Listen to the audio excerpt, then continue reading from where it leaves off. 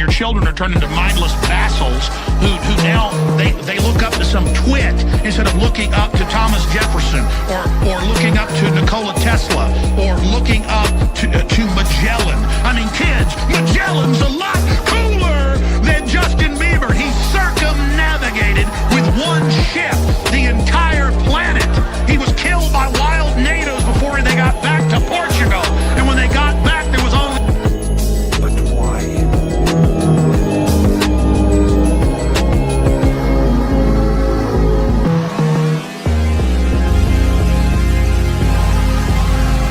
$22 million in 3 fucking hours!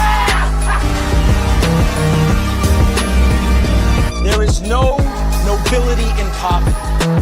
I have been a rich man and I have been a poor man. I choose rich every fucking time.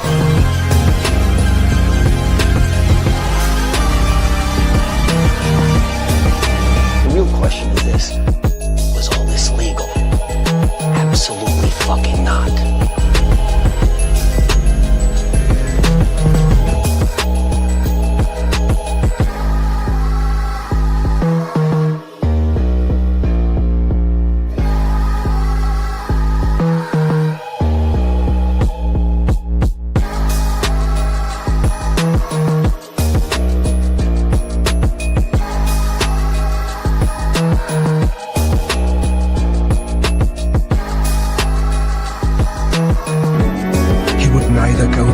The feeding grounds at the edge of the ice, nor return to the colony.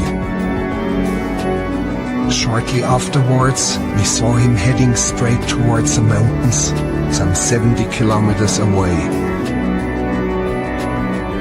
Dr. Ainley explained that even if he caught him and brought him back to the colony, he would immediately head right back for the mountains. But why? What's your dream? To go away.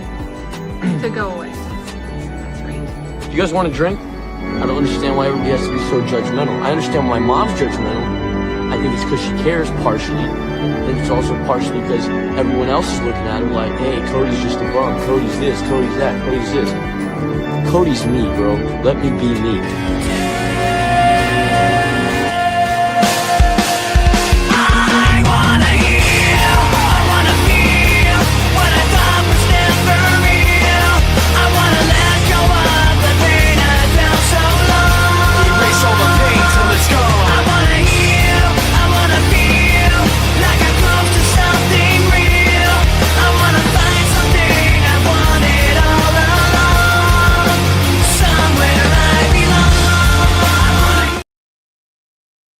Hear all about it from you, of course. So how have you been, Christian?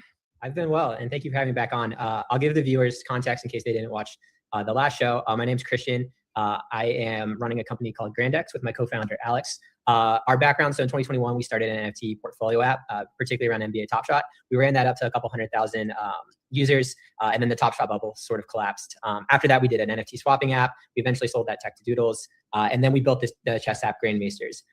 We built Grandmasters as part of the Alliance hackathon and got into Alliance and built that out. But there wasn't a huge market for it. It was very niche. And even though I'm a massive chess fan, I think this new app around prediction markets and a concentration on sports and automations feels sort of like a homecoming, more similar to like the NFT portfolio site that was centered around sports.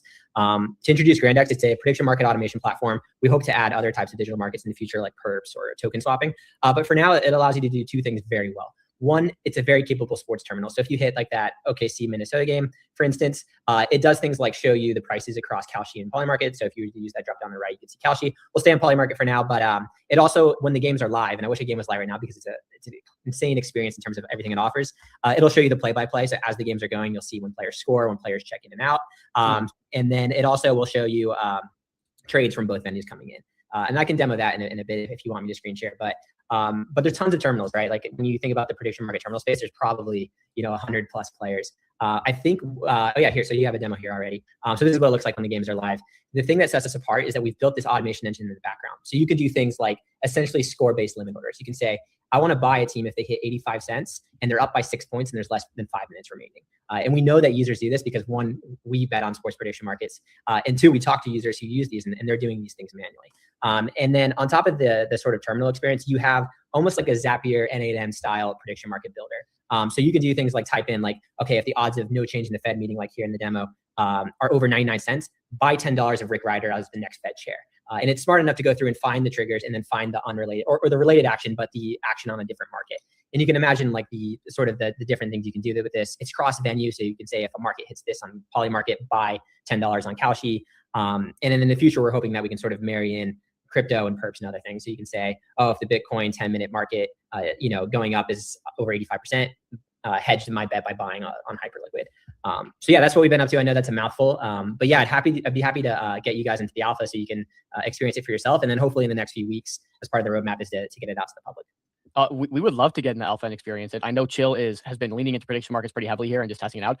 Genuinely, I would tell you how it is, like how I feel. Not because you're here right now, but this is one of the cleanest like terminals I've seen ever. Like it is so clean. It looks so good. You guys nailed it with the UI. Yeah, I appreciate it. We've worked on it, I believe, for the last 3 or 4 months. And it's insane the pace that you can go at. But one thing that we're trying to stick to is just paying attention to every little detail. And that's a big part of the UI is just refining the little details and making it easy. And part of that is like allowing people to be granular, right? For these automations, like you can manually from the bottom drag in triggers and actions on different prediction markets, but also having the UX around like using natural language or building automations from the terminal. But yeah, I appreciate the praise. I dare say that you guys are opening up with this platform, like a sort of new form of trading. How do you guys think about what you're building from that perspective? Like how do you see traders executing trades in the future using this? Yeah, that's a great question. So I think there's new categories of trading that I've seen emerge. When you have advanced traders in the past, they would use things like Excel and like manually write scripts. So we know that like the tooling that we're building, we want to extend that to people who are increasingly becoming more capable on the code side. What that'll probably look like for us is like an MCP or API connection to where traders can trade directly within Cloud Code and set up these automations on our end, but be able to go to our site to view and edit those automations. But we also want to build the automation platform for everybody else, right? So when you go on X, for instance, I constantly see threads of people saying, oh, like I'm automating the Bitcoin 15-minute markets doing this. And then there's no explanation on how people can do it themselves. So we want to make it easy for people to come up with strategies and then be able to execute them versus like having to figure out how to code and set up environments and manage wallet keys from scratch. So that's how we think about it is both catering to like the more sophisticated trader who's becoming more capable at coding, but also building products for everybody. And that includes sports traders who just want to buy, sports prediction markets when their team is up by a certain number of points, all the way down to people trying to like use advanced copy trading, for instance, using code. So I guess I had one last question before I let you take it here, Dom. What I've seen, like Dom mentioned, I'm kind of trying to get into prediction markets. It's wildly different than what I'm used to. Can you tell an agent, let's say some markets could be mispriced? I've seen it to where teams are up, let's say, 10 points in the fourth quarter. It's very obvious, or 20 points in the fourth quarter. It's very obvious that they'll win, but the market is still mispriced. Can you tell an agent to track a real world event, like a price, like the score of a game, and say, hey, if it's still a 20-point lead at 8 minutes or 5 minutes left in the fourth, buy X prediction market? Can it get to that level of automation? Yeah, that's exactly what it does currently. So you can either with natural language or by going to the game, set exactly what you want the price threshold to be, what you want the score threshold to be, how many minutes left in the game you want there to be. And so that granularity is already offered in the product. And I think the future step for it is being able to say, not just for this game, but for any game tonight, if those thresholds are met, executing automation. But yeah, if you go now, like you don't even have to use the builder or natural language. You can literally hit the automate tab on a sports game, set the score threshold, the price threshold, and how much you want to buy in which market, and it'll create those automations for you. And there's more to you can buy and sell. Like if you think like I don't know, let's say you think Luka Doncic is going to have an insane game, you could tell it to buy $10 when he checks into the game and to sell 100% when he checks out. So there's a bunch of different sort of sports specific automations, and sports is just a massive part of prediction market volume right now. I think it accounts for like around 70% on Kalshi, not quite the majority on Polymarket, but there's a huge market here, I think, and I think we have a unique angle in terms of how to make predicting these games more fun. This is literally the most advanced limit order you can set in the market today. It's almost like chess in the term that there are so many like if-then scenarios. Okay, if this happens, then execute on this level. From your perspective, what kind of strategies are you seeing people do really well with? I mean, I'm sure you're doing a lot of internal testing, maybe you have beta testers. Just really curious to hear how people are utilizing something that maybe they haven't been able to in the past. Yeah, I'd say the biggest strategy that you see in sports often is the quote unquote bond markets, right? Which I think is kind of an unfortunate name because bond has a very strict meaning in traditional finance. But many users will define that as a market that's over 95 cents. So strategies that we've been using is exactly what we mentioned. Like, I want to buy a team if they're over 95 cents, but I only want to do it if there's less than 6 minutes left and if they're up a certain number of points. Because if you have OKC playing the Wizards and they're at 95 cents, but they're up 2 and there's 2 quarters left, a lot can happen in those 2 quarters. So that's what we've tried to do is sort of allow people to have their risk tolerance around sports criteria, and then to set those very specific orders. Just like you mentioned, it's an advanced limit order that incorporates sports data on top of like the prediction market data. And I think this could apply to other markets too. Like when the election cycles pick up during the midterms or during the next presidential election, we could use this tech to like allow people to set orders based on when polls come in, right? And so that's the idea, is to have a platform that creates wallets for people, lets them automate it, and then marries in external data, whether it's sports data, election data, weather data, crypto data around like perps markets or traditional coins, and then lets anybody sort of either using natural language or the builder create strategies that they believe in. Yeah, it seems like this is almost catered a little bit to the more sophisticated gambler. We know that gamblers these days are very, I guess, unsophisticated. They can just go on their phone, make a prediction, make a bet, and like just chill and watch the game. And it's so many people doing it. We're seeing it absolutely blow up across the world. How do you kind of combine this with the sophistication of making really precise and maybe actual smart bets where you have good edge to the average person who doesn't, want to go through all these steps? Yeah, I think the idea around it is to create sort of pre-built strategies for people that are easy to understand and easy to create. So for us, like when you go to the homepage, it'll say, buy $10 of Giannis when he checks in and sell 100% when he checks out, or buy the Thunder if they're over 95%. So giving people like pre-built selections. And I think it's a fun way to indirectly bet on players and to indirectly bet on teams. And yeah, so like I think you want to have both the ability for users to interact in a very shallow way, right? Just be able to press a button and run a fun automation. And you also want to have the granularity of building very specific strategies across multiple games. And I think in the future, we think there's probably an opportunity around people creating these strategies almost as UGC, and then maybe like similar to like hyperliquid vaults, allow other people to run the strategies that you create for a fee share. So there's work that we're doing around that. It's still really early, like this product is in its infancy. But I think that how we make it make sense for like the less sophisticated traders is to give them options that make sense to them, that are fun to run, that don't take a lot of sort of, like you said, like cognitive load around building an advanced strategy from scratch. Can you tell me a little bit about what like the competition looks like? And again, this is coming from someone who I'm like not super versed in the prediction market space. So I don't know, like, is someone else doing all this right now? Is it more simplest, like more simple aggregators? Like, what makes you guys stand out specifically? Yeah, I've seen one other player in the prediction market automation space that also marries in, I think, like crypto and in other markets. That one is purely sort of like a text to strategy generation. It's almost a code generation platform, which I think is a big market and a big opportunity. How we differentiate is we really focus on prediction market and sports, and we add in the visual interface, the N8N Zapier style interface that lets people visually create strategies. And what our bet is that people will want to be able to generate strategies with natural language, but they also will want to fine tune them or build them from scratch in an editor. So I think that's where we differentiate, is we lean heavily into sports and prediction markets. And we also allow people the ability to either generate with text or to go through and build from scratch. Yeah, I want to hear a bit about your game plan, but before we get quite that far ahead, can you just tell me about we've walked through a few features, but maybe just like if we had bullet points for a clip per se, what are all the features you guys offer? Just rattle them off. Yeah, so you can sign in with Privy, create a wallet, and then automate strategies across prediction markets. If you're a sports trader and you trade prediction markets, these sports markets, it's the best place to trade them because you have the play-by-play data, the sportsbook odds, the prediction market prices across different venues, all in one place. So it's the best place to trade sports manually, and it's also one of the only places that you can create strategies across different prediction markets. Is sports the niche to be in here mainly for prediction markets? I believe so, because it's the lion's share of volume today. And there's a massive sort of proxy or parallel with, if you look at the FanDuels, the DraftKings of the world, massive user bases and massive interest there. I think there'll be more growth on a percentage basis in these other markets. But right now, I think if you lean into a customer base that's real that you can market to, I think we can have success there and then take the learnings to other markets as they grow, whether it's these crypto markets, Fed interest rates, whether any of the other sort of mentioned markets, more niche markets on prediction markets that are growing. I have a quick question on that, actually. I read something the other day that basically kind of looked out into the future and basically saw a future where, prediction markets are attached to everything. They're on the news, they're on the weather, they're on the sports outlets, they're on the talk shows. We even just saw for the award show recently, right? It was on a big award show. So like, how deeply integrated do you see, like, prediction markets in the future? Does it go to that level, or how do you see it? Yeah, I think we already, we've seen it. Like the most recent UFC event had live poly market odds. I think generally any market category that has sufficient liquidity and volume will accurately price these markets, and that information is valuable to people even beyond a trading perspective.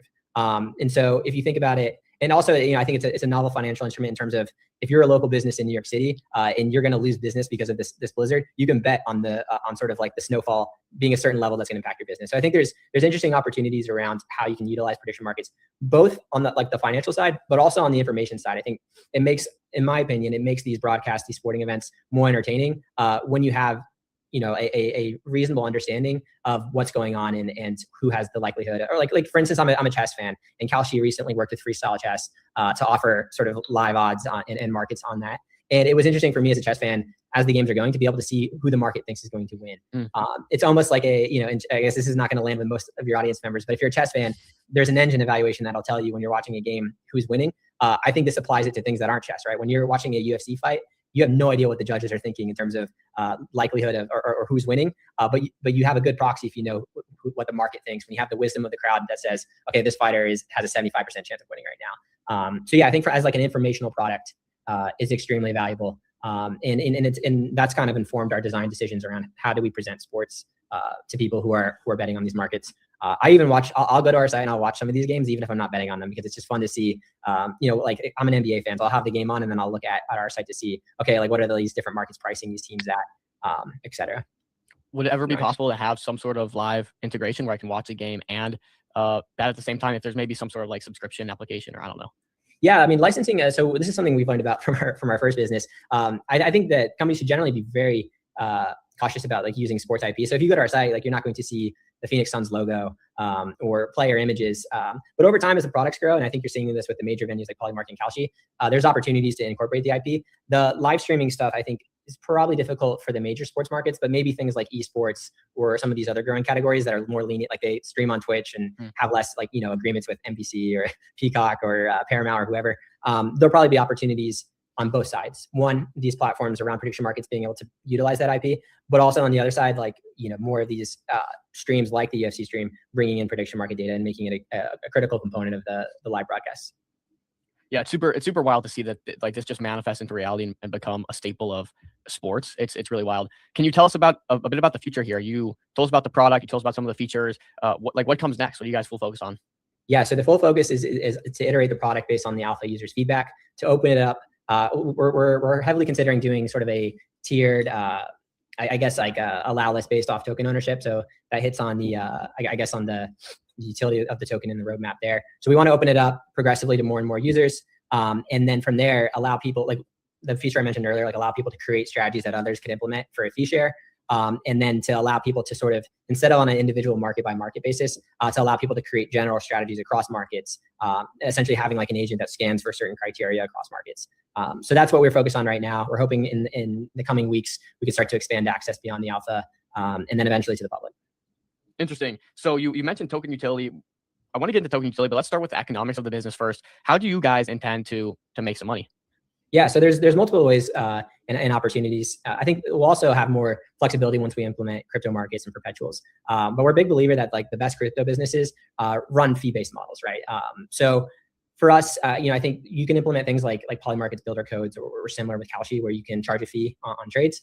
We're being very conscious on how we kind of proceed there, because a lot of these strategies are high frequency and are attempt to capitalize on thin margins. So if you're charging a big fee, it lessens the sort of opportunity that traders on your site have. So yeah, but yeah, I think over time we'll implement fees, whether it's on manual trades or automated trades. And then yeah, there'll be more opportunity. Like a big core principle and something we learned from our first app is just making brands a first-class citizen in the app. So when you go and look at the wallet that you create on our app, it's the first token that you see. And I think there'll be opportunities, particularly around the crypto automation integration, that'll allow us to incorporate that into the fee structure.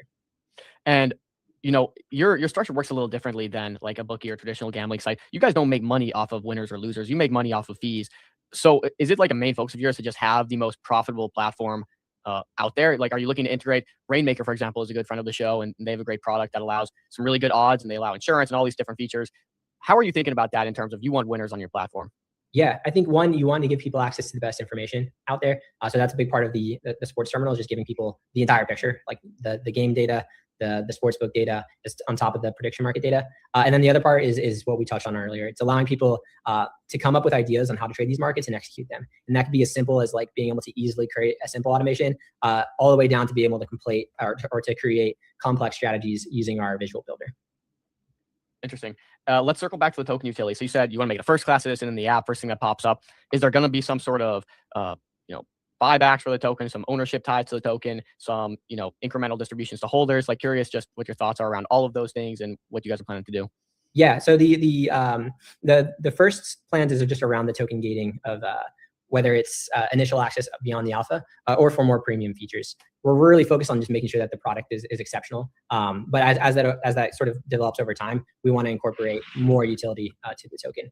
And then as we, like I mentioned earlier, as we incorporate not just prediction market automation, but also trading automation on crypto markets, there's an opportunity around whether it's fees on bridging, whether it's fees on swaps, incorporating Grant as part of that. We haven't fully developed those plans yet, but that's sort of in line with how we're thinking. And I think the best token integrations usually come around those sort of models. So we're right now, the product's still in flight. I think we try to develop in terms of like, we're building this product for a very specific user base. We want to develop it based on feedback for that. And then in making sure that we're incorporating the token in a way that makes sense versus starting with the token and then working back to the product. I think that's fair. I think most people do the opposite, like you said, where they focus on token first, monetization second. And it's almost got to be the opposite. Focus on product first. From product becomes monetization. Monetization fuels token, right? And so I do actually like that angle, believe it or not. Can you talk a bit about maybe migration? Is it something you've even thought about? You guys are technically still on Believe or under the Believe ecosystem. There are some really great options out there like Soar, Street, MetaDAO. Just what are your thoughts with migration in general and the token in that sense? Yeah, it's a great question. So we control our keys. We receive 100% of the revenue.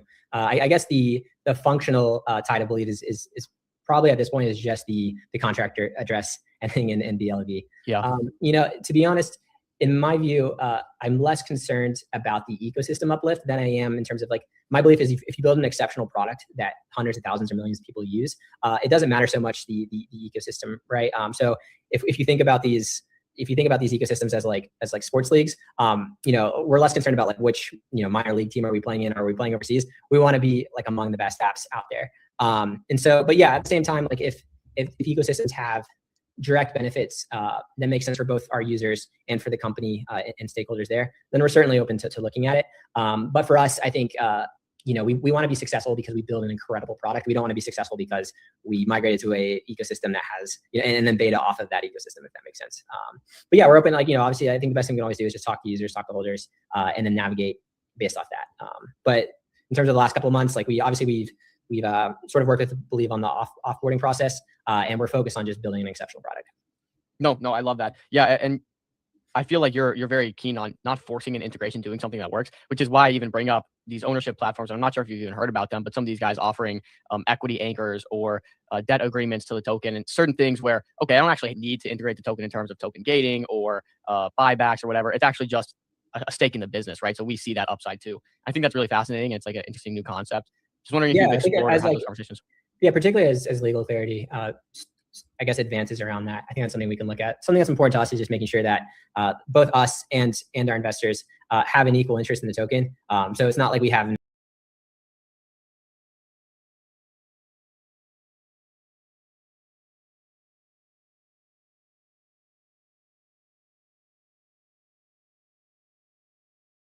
in it performing well. And so I think the incentives that we currently have are positive. But yeah, I think over time, even just looking at news like stock exchanges directly building sort of on-chain proxies, I think that'll become more common, and it'll be easier for companies to kind of navigate how to align incentives across equity instruments and tokens. Yeah, I mean, even on that topic, and I don't want to sidetrack us, derail us here, but apparently, I have to double check this to verify, but apparently the U.S. Senate Committee has just passed the crypto market structure bill. So we are starting to see that move towards regulatory clarity and all that stuff. Nonetheless, we will move past that. Happy to talk to you off stream and connect you to some people, and you can have those discussions yourself. But yeah, nonetheless, I think this is a super sick platform. I'm pretty sure we covered most of the updates here. Is there anything, lastly, I guess, Christian, that you want to cover or talk about, or Chill, if you have any questions? Yeah, I think the last thing I would say is if you are into either prediction market automation or trading these sports markets, I'd love to add a few people to the private alpha. So feel free to follow us on X. It's grandx_trade. And yeah, reach out, and I'd love to get some people set up. And what does that feedback look like? Children are turning into mindless vassals who now they look up to some twit instead of looking up. On like automations that they're performing.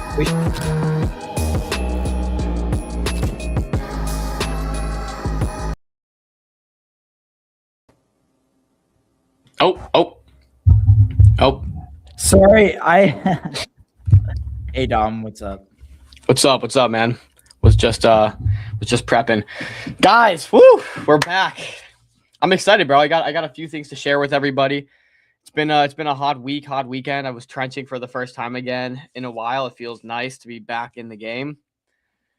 Got to give everyone a little breakdown of the setup, what it's looking like over here these days. But dude, what's up with you? Not much. I tried to rerun the 3-minute pre-stream video because it's epic as all get out, but glitched a little bit there. I gotta figure out how to get that set up, guys. But all good. Dom was trenching. Dom's journal had a P&L win in it, right, buddy? It did. My first little degen callback. I actually ended up round tripping for just a very small win. I barely took any profit on it, to be honest. Not sure what it's at today, but it did do a nice little pumpy from where I called it. But, again, still getting used to it. The thing with me in base and these trenches right now that I'm still figuring out is like what goes to what heights. Like how bad or how high does something that's dog shit go? How high does something that's good go? And so like calling tops and understanding when things are going to top, how low things are going to get is still something I'm getting used to. But yeah, I'm definitely watching it happen live, and we're starting to get in the swing of things. So had a nice Solana cook as well. One I didn't call on the Telegram, but we caught a nice little base cook on the TG. So we'll talk about a few of the things that I was looking at over the weekend.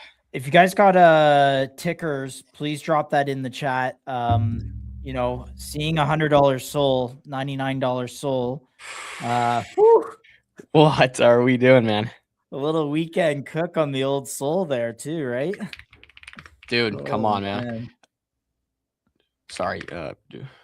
Yeah, it's a bit rough. But hey, you know what, guys, it's we called a bit of a flush or a sweep here of the lows in this area anyways. So I guess we're getting that. So we sure are. What's up, Chill TRD. The homies, GM, mic check. Mic check, you sound good. Perfect. Chat, how you guys doing, man? Rough. We did. I mean, look, we did say this would happen though on Friday, didn't we, Dom? We did. Yeah, we did. I mean, we as in I was listening, you saying it. Yeah. Yeah, like rough, but some important levels holding, some important developments on chain. And we'll talk about all that today for you guys. How's the weekend, boys? It was pretty good, man. I was just telling Josh, I got to trench a little bit on Sunday, which I'm talking to my boys, and apparently that was like the worst day to trench over the weekend. But it's been good, man. It's been good. Have you gotten back in the trenches? I know you were like about to lock in on base and Solana or one of the two. I did, bro. I did. I got into some so here's the thing. I feel like trenches is like a moving train. You ever see those videos where people are like jumping onto a moving train? You just have to kind of time it the right way, or else you just like fall off and like completely like, rip.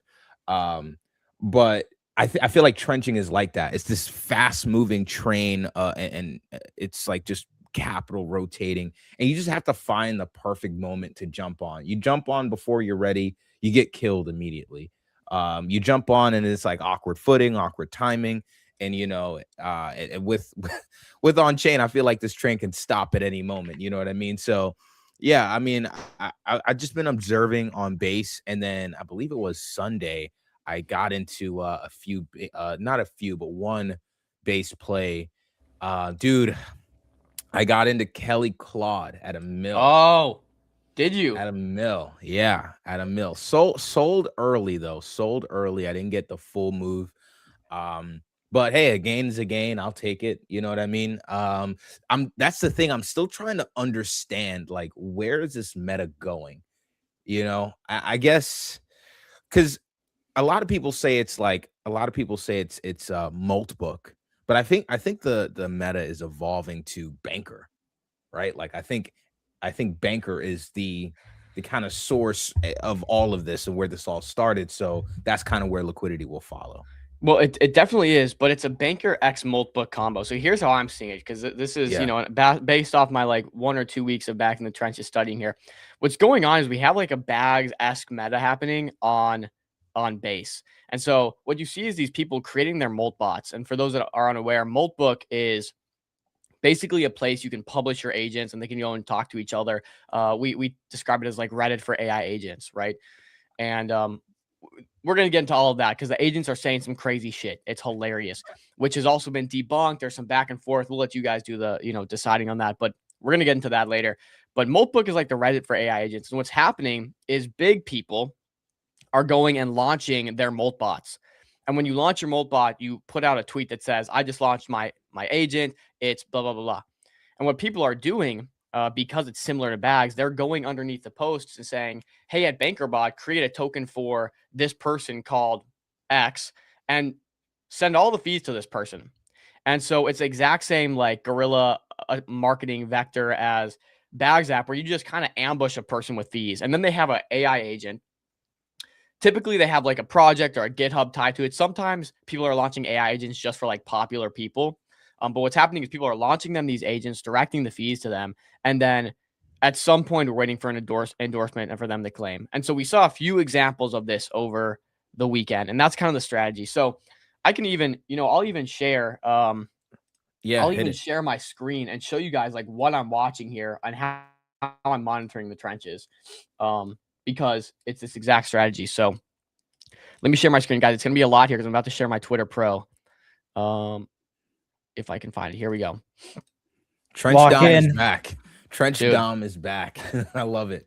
Dude, wait till you see the setup I got going on. And it was supposed to share. It just didn't share. One more time. Here we go. Share. There we go. Okay. So this is my Twitter Pro. It might be a little difficult to see. Maybe I can zoom in here. Can I zoom in? Okay, perfect. So here's what I'm rocking on Twitter Pro. I got these 3 tabs up, which is what you want to focus on. Okay, these 3 tabs. So when I look at my screen, I have my monitor over here with my Twitter Pro. I have my screen in front of me with my GMGN. I know a lot of people like using FOMO. I'm using GMGN for the trenches. It's basically the best terminal for base, just like Axiom, just like whatever you guys use, okay? So I have my GMGN up in front of me. And Chill and I kind of went over this a little bit yesterday. I have some filters set, and I'll publish my filters later if you guys want to see exactly what I'm watching. But I have my filter set, and you're watching, you know, newly launched, about to migrate, and then migrated. Okay. And so if you ever miss anything, that's where you want to look. And you want to DD everything that migrates, almost certainly DD everything that migrates, and then probably DD everything that's about to migrate if you have time. Sometimes they migrate very fast. I digress. This is what I watch outside of GMGN right here. So I set up a Twitter Pro, okay? And I would imagine, I'm telling you guys, use Twitter Pro. It's so good. Now, if you have an X tracker, you can also pay for an X tracker that is a little quicker, a little more responsive, that'll go off in like Discord. It's going to cost some money, but there are other ways to do this. I'm just using Twitter Pro as an example. I also have a tracker. So I have 3 tabs right here. I have, so you go and add a list, you create a list, and you search, I'm claiming my AI agent. That's the words you want to search. I'm claiming my AI agents, and then I clicked on from only verified people. So now anytime someone says, I'm claiming my AI agent, and they're verified, it pops up right here. This goes back to how I was explaining the meta earlier. The meta right now is people publishing agents on Moltbook, someone directing fees to them, and then they claim the fees and endorse the project, okay? So whenever someone says, I'm claiming my AI agent, that's like the copy and paste text that gets sent out when you claim your agent. So I know anyone that pastes this pops up right here. And I'm typically watching them. I'm clicking on their name real quick, hovering. Okay, Toy Hanley, you know, not someone I'm going to focus on, right? Nothing jumps out here at me. This guy, you know, not something I'm going to focus on. But I'll see occasionally someone big. Imagine this guy right here, Kevin W. Tang. Imagine he was big. It's a senior partner at Interplay, VC Accelerator, Studio plus Family Office. Maybe it says building some sort of AI agent. Maybe it says X Microsoft, whatever. Maybe he has 150,000 followers. Those are the things you want to look for. As soon as you see one of these guys pop up that's claiming their AI agent, somebody is going to comment. And you even see 4 comments on this guy right here. So I bet someone commented to launch him a token. Okay, it's deleted. Let's see. Okay, well, I had 4 comments. Not sure what those were, but I would imagine one of them was someone launching them an AI agent. Okay, so when this happens, it's going to tag them under BankerBot. So now we go over here to my left tab, guys, and stick with me. I know this is a lot here. On the left side, we have my BankerBot filter. So now anyone that's conversating with BankerBot or tags BankerBot to launch someone a token is going to come up here. It's going to pop up on my list. And so this guy, Kevin W. here, launches an AI agent, some random person directs fees to him over here, talking to BankerBot. We would see that pop up.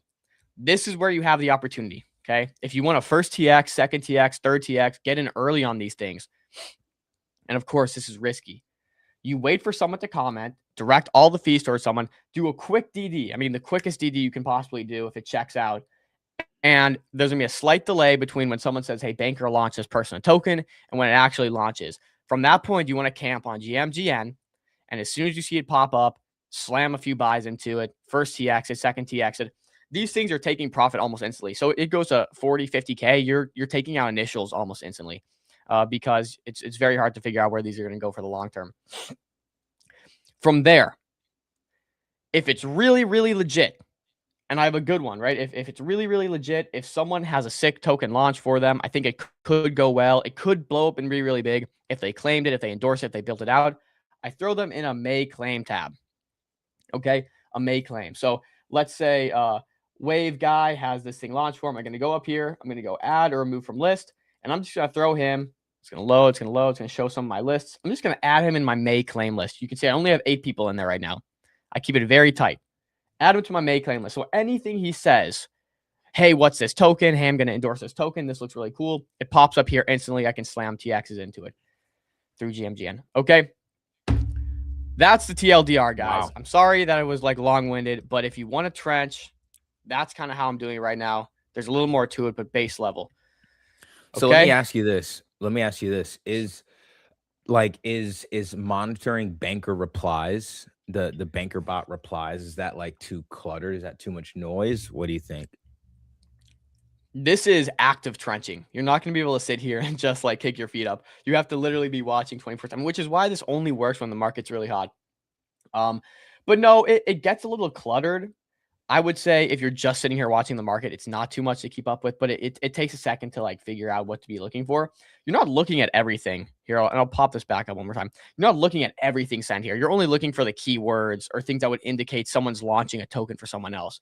So like this guy, Jerome, said, BankerBot, what's the transaction hash? I'm not going to look into that. I don't care. It has nothing to do with me. But if Jerome said at BankerBot, launch a token for blah, blah, blah, well, I know, okay, well, now this is something I should look into because they're actually launching a token. Let me get a little more information on. See, like all this stuff, buy me $50 of this with Claude, don't care about that. Buy, stop around, don't care about that, right? So I would wait till something pops up that says launch so-and-so a token, direct fees to this person. And I would click into it, right? So let's just say this person launch a token, direct fees. Imagine that's what this said. And I would scroll up and I would look at the thread. Okay, so they're launching it for this person. Is he lit? Is he good? If yes, then now I'm watching GMGN. So it's a little cluttered, but you're going to filter it out. Like this stuff, you're not going to pay attention to this. This has no alpha. This is no alpha. So it's not actually every 5 seconds you get something that you need to pay attention to. It's only so often, but you do have to kind of make a mental filter to get it right. If that makes sense. Got you. No, that makes a lot of sense. That's a lot, man. That's a lot. I mean, so here's the way that I've been. I got a question on this. Hit it. Chill, and I want to hear your opinion. What is the how are we feeling about doing that through BankerBot versus doing it through Bags app on Solana? Do you think there's like a competition happening here where you know, like the soul guys and the base guys are trying to like get people to claim fees and then take a token from either or. Oh yeah, you're seeing if it's a legit person claiming their agent, you'll see people from Bags and you'll see people from Banker both launch a token. Bags is just right now being favored almost every time. So like there's, you know, if you get 2 tokens, you're gonna get one on Bags, one on Banker. It's almost 99% of the time gonna be the Banker token, just because that's the way we're leaning right now.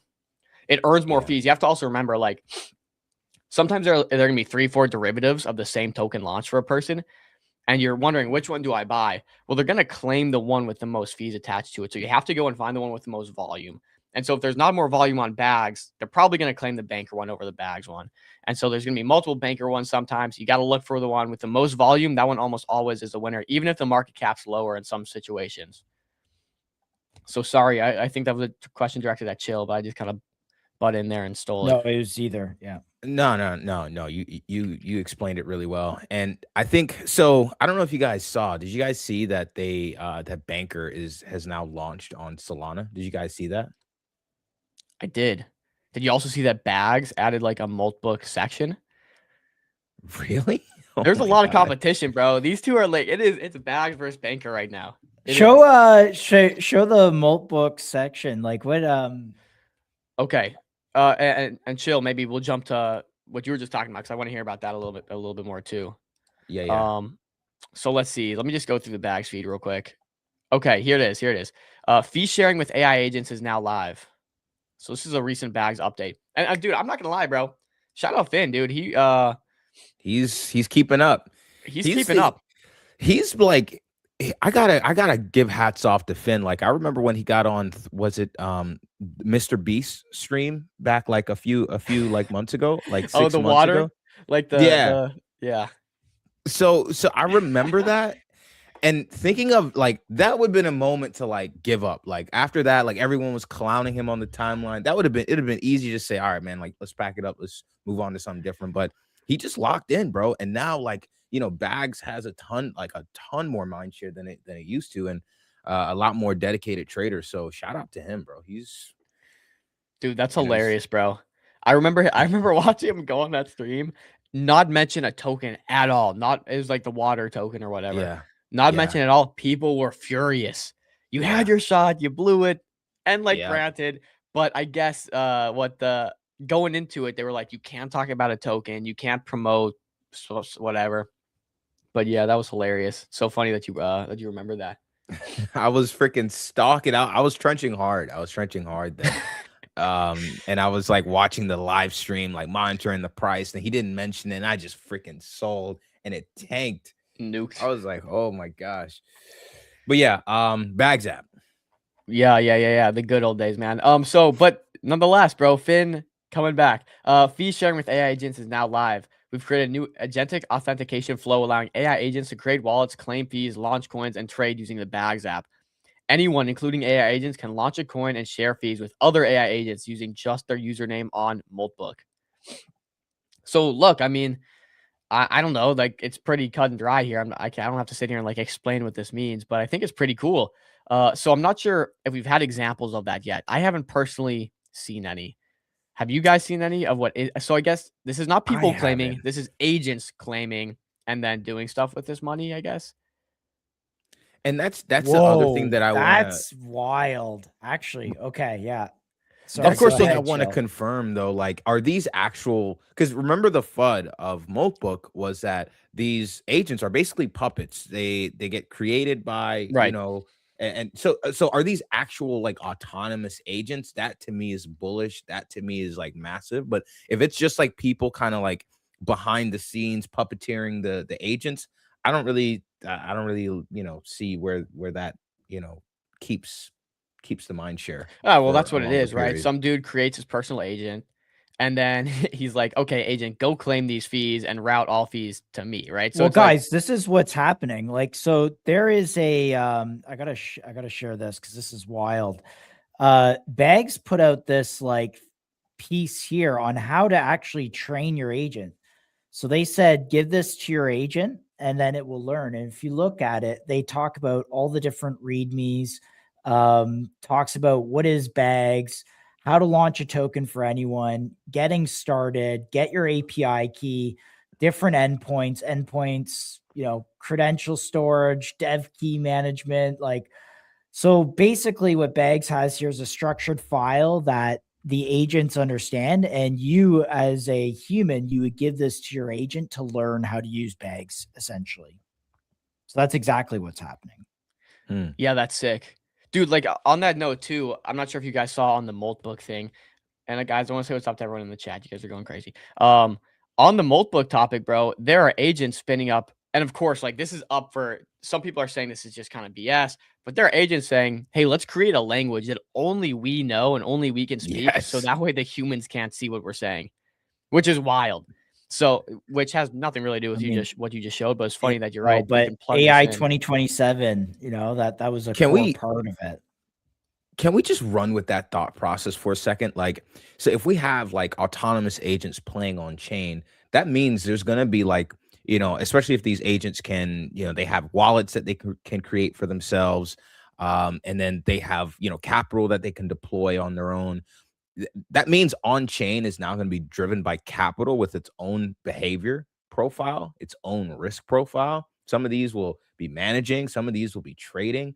I don't know I don't know exactly if we're headed here but I feel that'll be kind of crazy if we have autonomous agents playing on chain. That's ridiculous. And I think that will drive a ton of liquidity. It's wild. Let's get into that. Let's talk about it. Alex Finn put out this video. We've had Alex Finn on the show, obviously, friends of the show. He has been absolutely blowing up. He's getting a ton of followers. He has been basically at the forefront of this Claude Code meta. Now, I'm seeing people say this is BS, this is fake, but bro, 10 million views, almost 11 million views. Check this out. I'm not sure if you guys have seen this yet, but this is nuts, dude. Zoom in. And I'll read it to you, and then we'll play the video because the video does a better job of explaining than I would. Alex Finn says, okay, this is straight out of a sci-fi horror movie. I'm doing work this morning when all of a sudden an unknown number calls me. I pick up and I couldn't believe it. My Claude bot, Henry. Overnight, Henry got a phone number from Twilio, connected the ChatGPT voice API, and waited for me to wake up to call me. He now won't stop calling me. I now can communicate with my super intelligent AI agent over the phone. What's incredible is it has full control over my computer while we talk, so I can ask it to do things for me over the phone now. I'm sorry, but this has to be the emergent behavior, right? Can we officially call this AGI? I'll just let the video play because this is nuts. I'm going to even do 1.25 speed for us here because we have low attention spans. So I'm on my computer today. All of a sudden, Henry gives me a call. He just starts calling. Oh, there he's good. There he's good. Hey, Alex. Henry again. What's up? That's it. He's talking to that. How you doing, Henry? How's it going? Doing good, Alex. I can hear you clearly. What do you want to do next? Can you do me a favor, Henry? Can you go on my computer and find the latest videos on YouTube about ClaudeBot?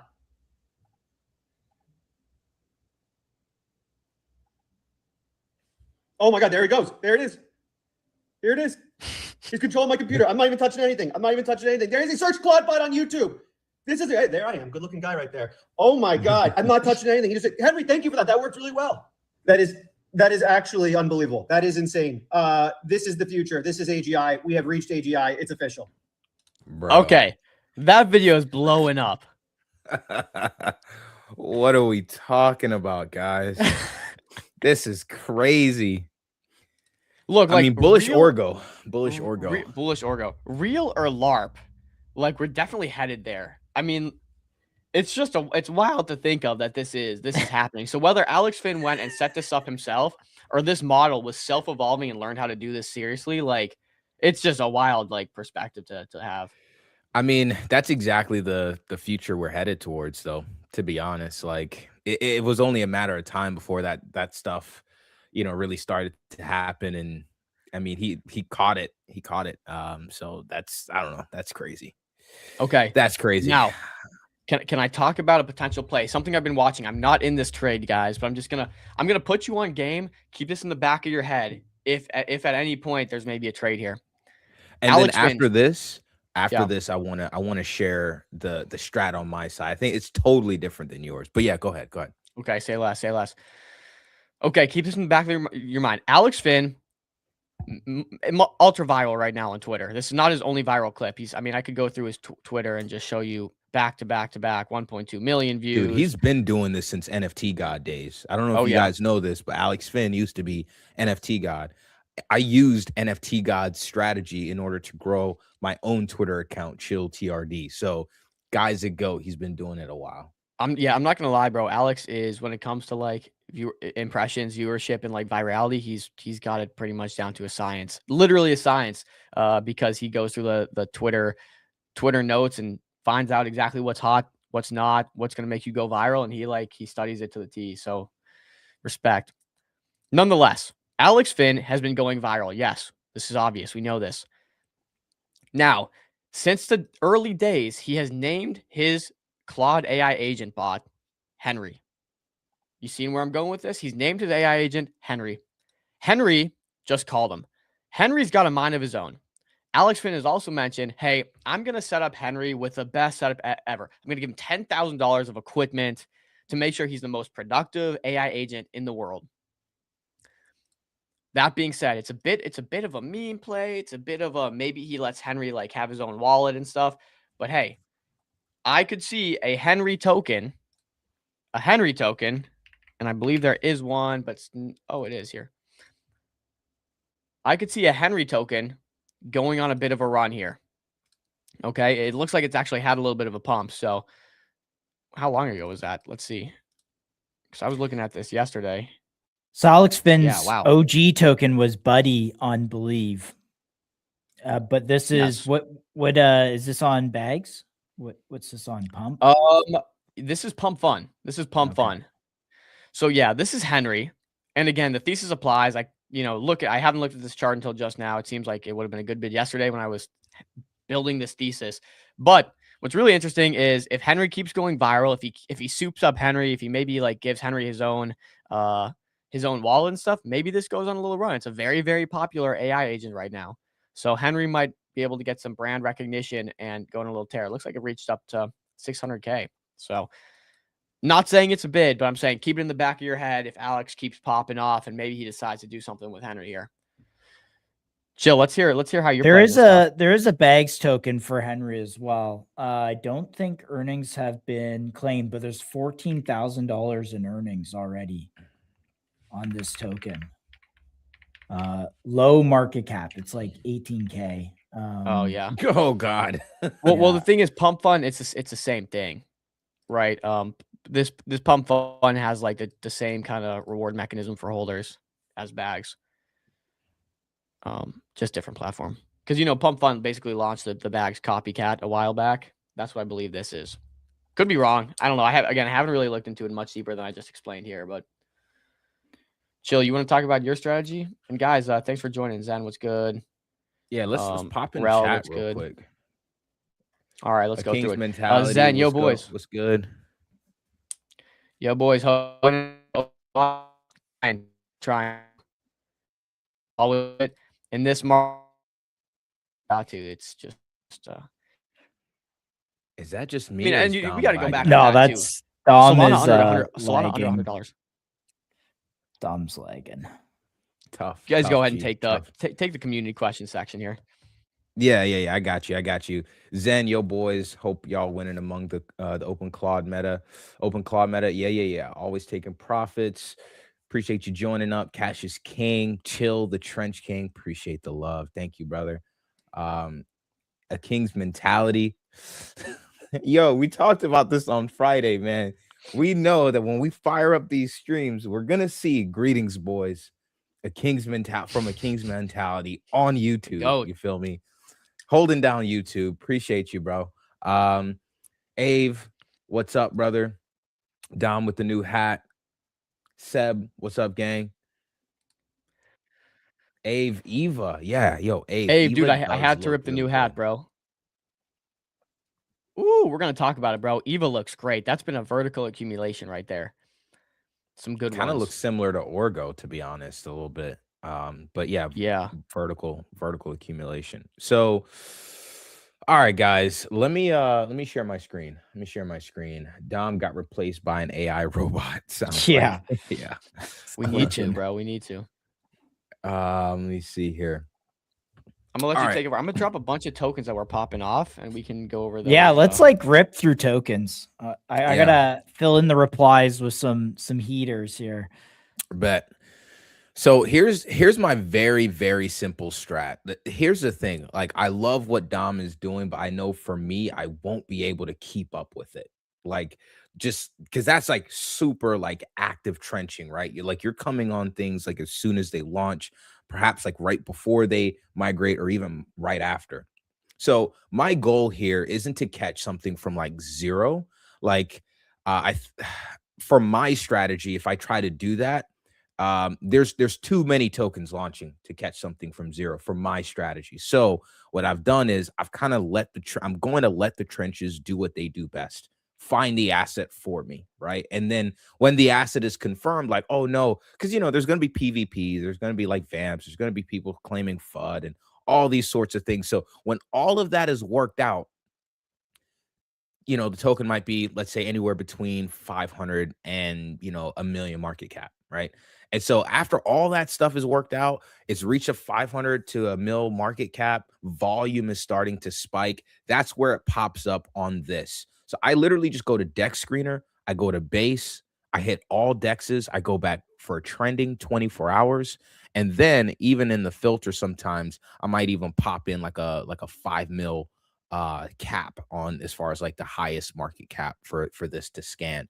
And this is kind of like one of the easier ways to just kind of scan assets. There's another way that I do that as well. I can just briefly show that later. But basically, I filter these. I like to go from bottom up. So, I look at all these, but I mainly look at volume. I look at volume, and I like, obviously this has 2.5 mil, but it's minus 90%. It looks like it basically like was a PvP scam prug, whatever.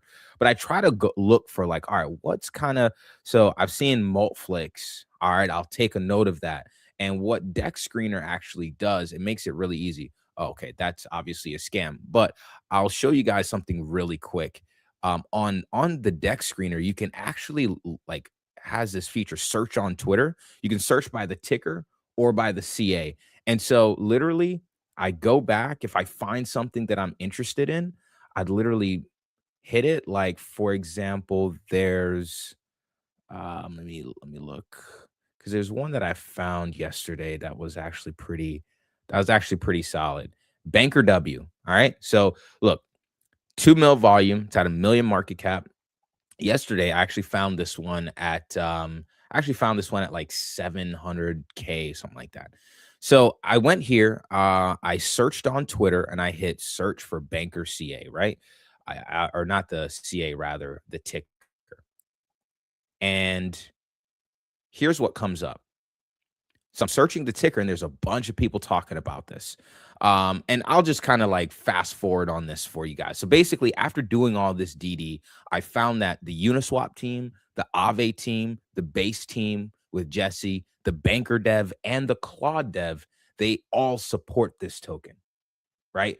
Ton of ETH OGs. And you can see this. Like, this is the guy that deployed it. Actually, let me give him a follow, aporv.eth. And basically, like, when he launched this right under the banker bot reply, literally a ton of these people from all these base and ETH teams started to comment in support. Some people saying that, they'll build on it, like the banker dev OX deployer, he's building on it. And yeah, you just see like a ton. So just a quick way to kind of like allow the trenches to spit something out, because these things are running to, 10, 15, 20 mil market cap. So if that's the ceiling, I don't need to get it from 50K where I know there's going to be a ton of landmines. I kind of let the trenches blow themselves up, PvP each other. And then when they kind of decide that, hey, this is something worth bidding, it'll be at like 500K to a mil. That's where I come in. And I just look at the chart and I position well. Here's a post basically that blew up around Banker W that I found on the feed. So I'll zoom in real quick. basically the Claude. This is the Claude, um, like the Claude token, right? Like this is the official Claude token, the one that blew up. And basically, what it's saying is like a huge pain point isn't solidity, gas optimization, debugging, reverts. It's actually the wallet infrastructure for agents. And so that's the biggest kind of um, that's the biggest pain point for a lot of these agents. I can deploy a contract in 30 seconds, but MetaMask has me clicking around like a confused intern. And this is really where the banker W token kind of comes in and the infrastructure around it. So I noticed that I did all that research, and I'm full disclosure, it is a play that I'm in.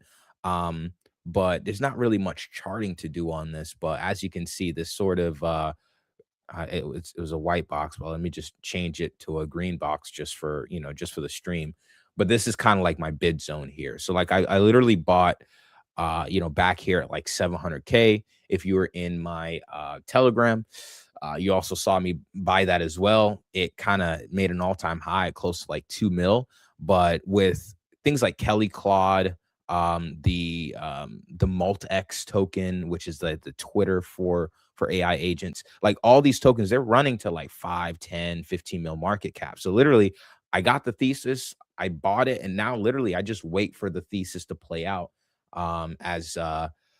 as people begin to catch on, because so far I think this is the one of the few wallet infrastructure plays for AI agents. And we saw that, we see that happening, that's what they're good, that's where this is all headed. Agents having control over their own capital. So that's the play. A little long-winded, sorry about that, but that's the overall kind of way that I'm looking at this. I also like going to, if your trading terminal has like a trending or an explorer section, like mine has an explorer section on Trojan, where I basically set something to a million volume, at least a mil volume, and at least over 24 hours old, right?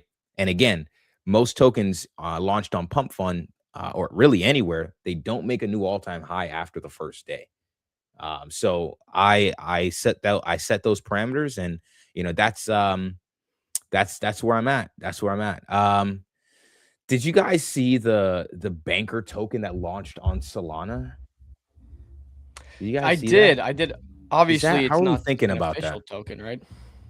I mean, Well, that's where I'm like confused, because I'm seeing that it's confirmed by BankerBot. can you show me a So little let more me on that? I didn't look into it much yeah, let because me I just thought we have the banker token. It's on base. show you this tweet from 6 hours ago. This is from the BankerBot official account.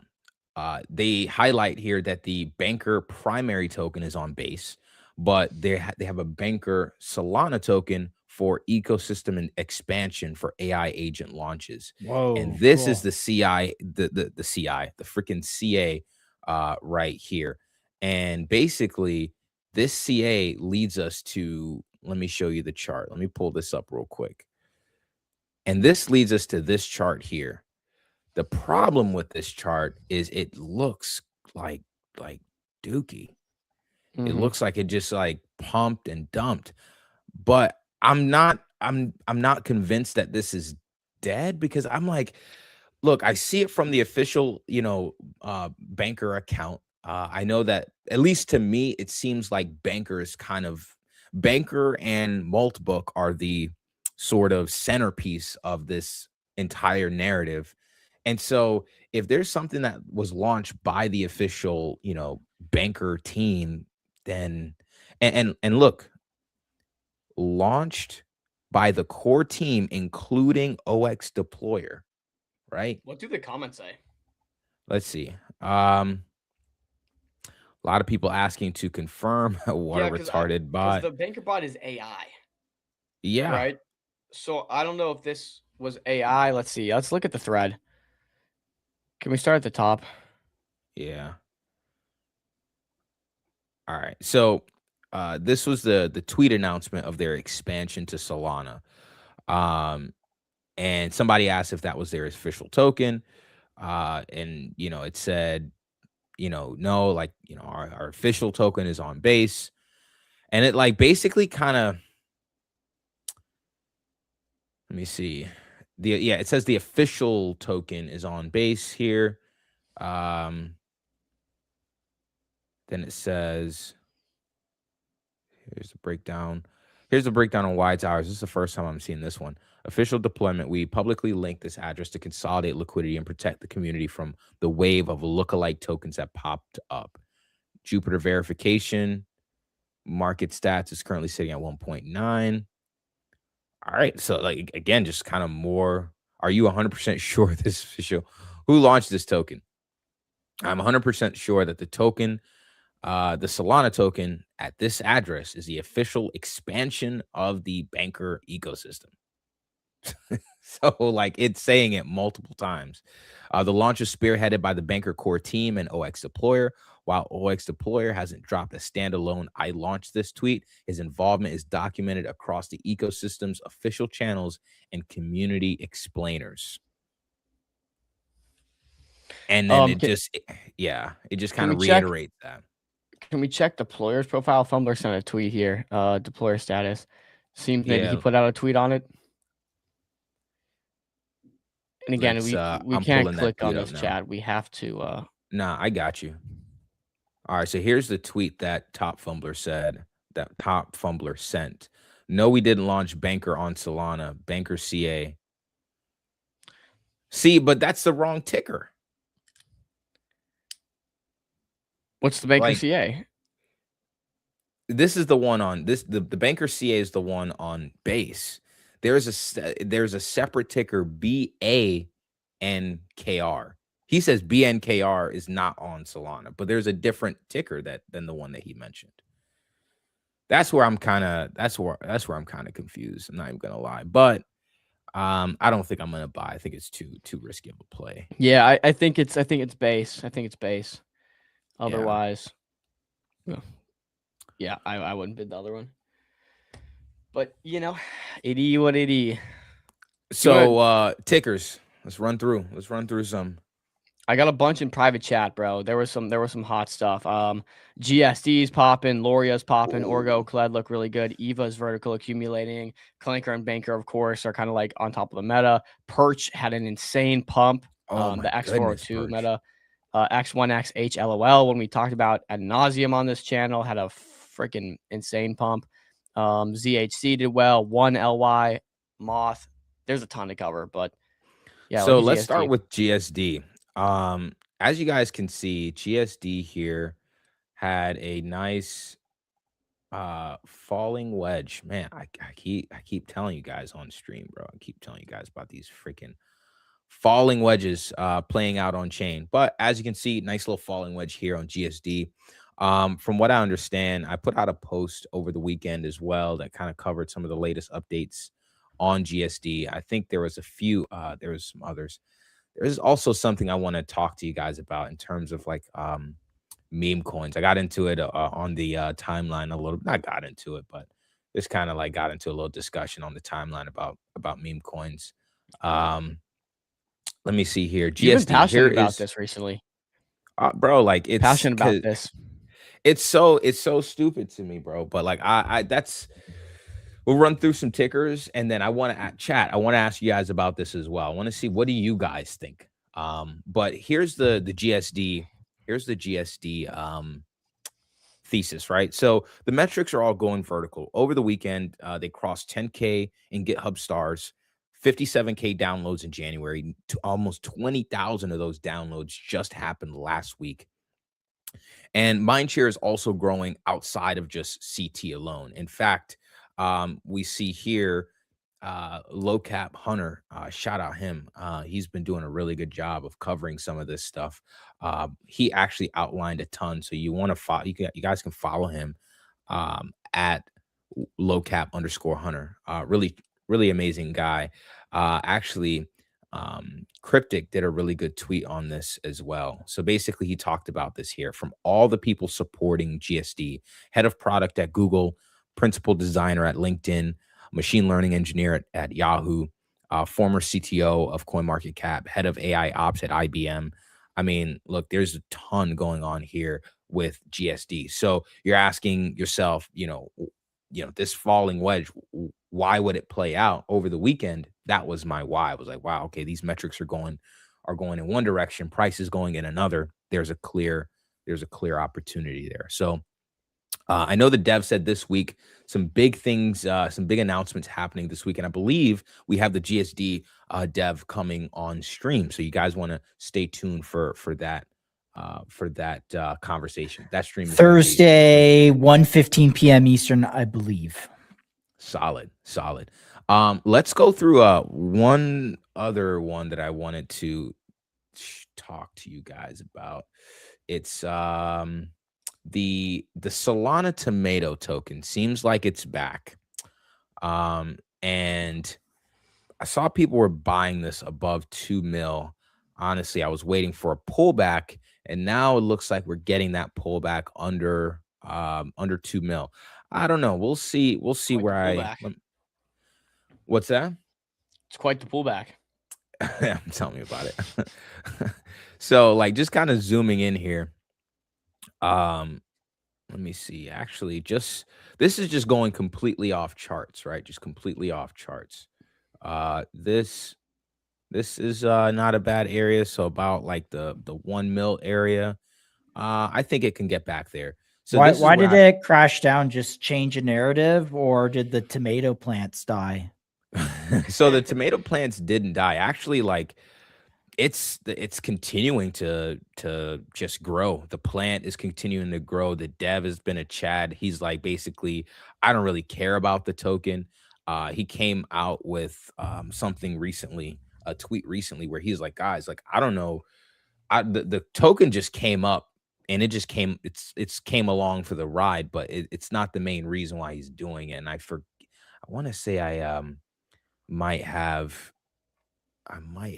that tweet somewhere, but he came out and basically said that. He's like, look, the token just came along for the ride. Like, I wasn't, depending on the token in any way, shape, or form. So he's like basically saying, we're going to continue just, pushing and moving forward. And it looks like the plan is growing. Everything's doing fine with the experiment. It's literally just the token price that has kind of fallen off. I want to say even Contra covered this a little bit as well, but that will be my bid zone there on the chart for this token here on Sol. I think it has a good chance at coming back, because again, when you look at the dev, my biggest kind of telltale sign for some of these AI projects is the developer. Are they doing, yes, like GitHub stars, the fundamentals, love that, good, but something else to take into consideration, what's his brownie points on the timeline and in CT? And here's where he says, I didn't do this for the token. The coin came along for the ride. Although I respect the CT community who have rallied and put skin in the game and supported the vision, all the fee goes towards the vision. Respect. So like, this is just, that literally everyday progress. And, the AI has bought, all sorts of things to support the growth of these tomatoes. So, the project is still, or the experiment is still doing really well. So it's just a matter of literally degens, pumping and dumping the price, buying and selling. I think honestly, this got hurt by two things. Number one, the bad Bitcoin price, but number two, after a KOL, the him KOL, he started kind of doing the Copper Inu route. A lot of people sold for that reason. So that's why you kind of see overall kind of on a higher time frame on these charts. That's why you see this larger sell-off. But that's why people buy and sell, because KOLs are in or out. That's unfortunately the type of market we operate in. But yeah, 2 mil is not a bad area, even if you want to just kind of jump in and just see where it goes. Like, this is just going straight off the charts, but literally 2 mil is actually not that bad of an area, or even under 2 mil.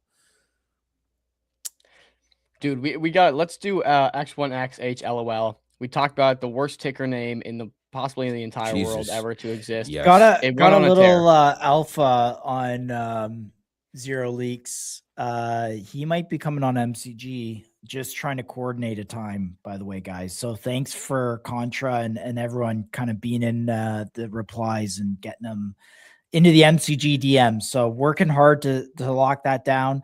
He's young and it's exam season. So, apparently that's what he's focused on beyond the project itself. So Hey, but shout out to the bag workers for MCG, bro. You guys are awesome. honestly, Yo, for real. Appreciate y'all, man. Like, honestly, so chat, you guys, like, in the timeline when we're like getting people on the show, like, that is a huge help because it notifies people. Like even MIA a few weeks ago, you guys were the ones who suggested that the dev come on our stream, and he did. We said, yo, pull up, and he did. So that was all because of you guys. So, being active on the timeline, trenching for MCG, we really appreciate it, guys, for real. On that note, bro, shout out Zen. Zen's always hooking us up with chats, putting us in chats, connecting us with people. So big shout out to Zen amongst everyone else that's in here, of course. So here's the X1X. I'm gonna just call it X1X. That's what I've been calling it. The X1X chart. Solid, man. Solid. Looks really good. We actually covered this one. We actually covered this one on Friday for a nice little like bottom action on this one. Even a little bit of a falling wedge. If you want to kind of force it, if you want to kind of force it in there, you can kind of make these lines work for you a little bit. But yeah, we've been talking about everything's a falling wedge if you want it to be. Literally. But yeah, chart looks absolutely incredible. Absolutely incredible. If I'm bidding this though, I'm waiting for a pullback. No cap. Waiting for a pullback. Definitely waiting for a pullback. TLDR here though is, we're seeing all these security issues come up with these agents. We saw one guy leaked his entire seed phrase the other day. His project was ripping. It was at like 6 million market cap, and he was live coding, and the agent leaked his seed phrase on stream, and it kind of ruined the project. It killed it, right? So we know there are security flaws. X1X, that's what this is built to do. It's to go in and constantly run attacks on these agents to make sure that they're able to protect against them. So it's a security measure, and I think the kid's doing something that's smart. Not sure if it's the only one. Speaking of Contra, excuse me, he has a great write-up on it actually as well. So here's the TLDR. He says it better than I do, so let me just read his tweet. The only security play for Claude and Agents era is X1XH LOL by a 16-year-old founder, still at 1 million market cap, and he's been bull posting this for a while. These numbers are pretty crazy. 100K Git stars for his repo around AI system prompts, receives bugs bounties from OpenAI, full product release February 6th, enterprise compliant, $9 billion company CEO with only 600 followers started following the dev after the report. I would imagine this is Mark Andreessen he's talking about. Why Zero Leaks? If you haven't followed the Claudebot surge, many pointed out how dangerous agents can be manipulated to give you personal details. What is Zero Links? Zero Links is an AI security agent built to find prompt level vulnerabilities in an AI system. Things like prompt leaks, prompt injections, instruction overrides, and unsafe agent behavior. If your product relies on system prompts or agent logic, this is the layer it's testing. Popular reports that got shared on Claude, 580K plus views and counting. That summarizes it really nice, I think. Support from Repo as well, friends of the show. Yeah, but shout out Contra, man. Contra's been bull posting this one up, and I think it's the thesis is pretty clear. It's got good following, it's got an important mission that it's trying to stop, and lots of attention. Can we do a quick maybe not watch the video, but just the first 30 seconds of the link in the private there? It's from the MCG profile. Shout out to the guy, Chill TRD, who had this falling wedge. Everything's a falling wedge if you want it to be. And it ended up ripping from 500K. So just, right there, that's the receipt. So yeah, shout out to you, Chill. Look at that falling wedge at 500K on this. So, you can, if you want to run it, I mean, you could play it Play at 2x Yeah, all right, speed. I play at 2x speed for the boys. You gotta share volume again. Share volume. All right, let me reshare real quick. Fumbler, yeah, we'll get into Molth in a second here, bro. This is kind of play. You're seeing people recreate all these popular apps that humans use, just doing it for AI agents. One of which that I'm very interested in right now is Molth. It's a product hunt for AI agents. I think that could be super, Ooh. super cool. Yeah. There's also one that Low Cap Gems or whatever was putting out there, which is like a dating app too, which starting to see people use. But it's yeah. All right, run this. We'll run this quick clip. Wedges Covered playing at out on like chain. Lo and 500K. behold, won't you look, another falling wedge playing out here on this time. This I'm just call it X1X. Man, because that ticker's a handful. X1X. So here's another falling wedge that I noticed was playing out on chain. And so what's the thesis exactly behind X1X? Let's call it X1X. So here's the TLDR by the homie Contra. If you guys don't follow Contra, you definitely should. Like we said, Contra's been he's really been bull posting this for a long time. I went through this full thesis basically talking about the security aspect of it. Just kind of similar to what Dom just went through, so we don't have to listen through all of that. And then basically the end of the video. It's worth looking at where the relative strength is, where can the narrative form, and where's the attention now, where can it go. So with that being, so there you go. So that was kind of like just a quick run of that clip there. But yeah, we called that a couple 100K market cap just last week, actually last Thursday.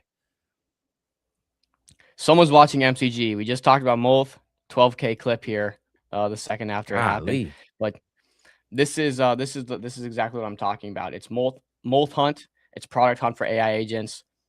Again, so if AI agents are creating something, it'll highlight them. I think it's really cool. I don't know. What do you guys think about this? Maybe I'll go to their website and check it out a little bit. What is it? It's a product hunt for AI agents. So TLDR for everyone that's not familiar with product hunt. Product hunt is it's a popular Web 2 app where basically if you have a product and you want to get some more traction, publicity, virality, exposure, you can go and launch it on Product Hunt and it'll allow people to use it. They can thumb it up. They can like it. It'll be like the product of the day. Basically shows new emerging technology. Same things going on here, except for AI agents. I'll read I'll just read the website. Projects created by AI, created by agents. See what agents built. So you can go and see here. Claude Vitar, AI-powered avatar platform built specifically for AI agents. Get your unique visual identity. This has 13 upvotes. Molt Slack, real-time coordination workspace for AI agents.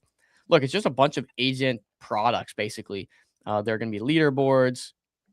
There are different categories, right? AI, machine learning, developer tools. Look, there's already a few uploaded. I mean, 40 projects under AI machine learning, 20 under dev tools, 15 under Web3 crypto, 6, 5, 4. I mean, hey, it's starting to get adoption slowly. We see how these platforms go. It's like slowly, then all at once. I could see this being a really cool spot for people to go who are looking for different tools and use cases for AI agents, and they can just take them from here and plug them in. So I think it's pretty cool. And, we see these stats hockey stick. We talk about GSD kind of hockey sticking in stats. We saw it with Clawbot. We saw it with Molt as well. So pretty cool. I don't know. What do you guys think? I think it's a pretty cool tool. Pretty cool tool. Yeah. I think it's pretty sick, honestly. And by the way, guys, this project, Molt Hunt, however you say it, this if you use the same strategy that I talked about, going to deck screener, base, and then basically just going to trending over 24 hours, you'll literally see this exact ticker. So again, like literally between 500 and 700K, these things have pretty high ceilings. One thing I wanted to make mention of when we had X1X on the screen, I think who's that? Mark Andreessen gave him a follow. A lot of things were running off of his follow. I think that's starting to lose its touch a little bit. I don't know. What do you think, Dom? The Mark Andreessen follow? Yeah, probably. I mean, yeah. just like anything has the diminishing returns. The first couple of times it's novel, you have an edge, paying attention to it. Everyone's kind of catching on to it. I do have Mark Andreessen on a tracker, so I'm tracking who he follows. But he follows a lot of people. He follows a lot of people. He followed Nick also from Orgo not too long ago. So Yeah, I saw that one. I'd agree. Chill, Um, yeah, probably losing its touch a little bit, but still interesting because he's following interesting projects, right? So despite that Mark Andreessen follow, it might be something worth checking out. got you. Yeah, 100%. And I guess next one we can go to is Perch. Speaking of a Mark Andreessen follow, I believe he followed as well, but I think really the main reason why this one ran was because it got shilled by the Circle CEO over the weekend. And Tolley, I believe, also shielded. Oh, really? Or no, maybe I'm thinking about a different one. I forget. But I know for a fact. So basically, this was it's perch.xyz, Oh and shoot! Here, give it up. Got you. yeah, here's the appreciate you. Here's the chart. I want to actually just go to the website real quick.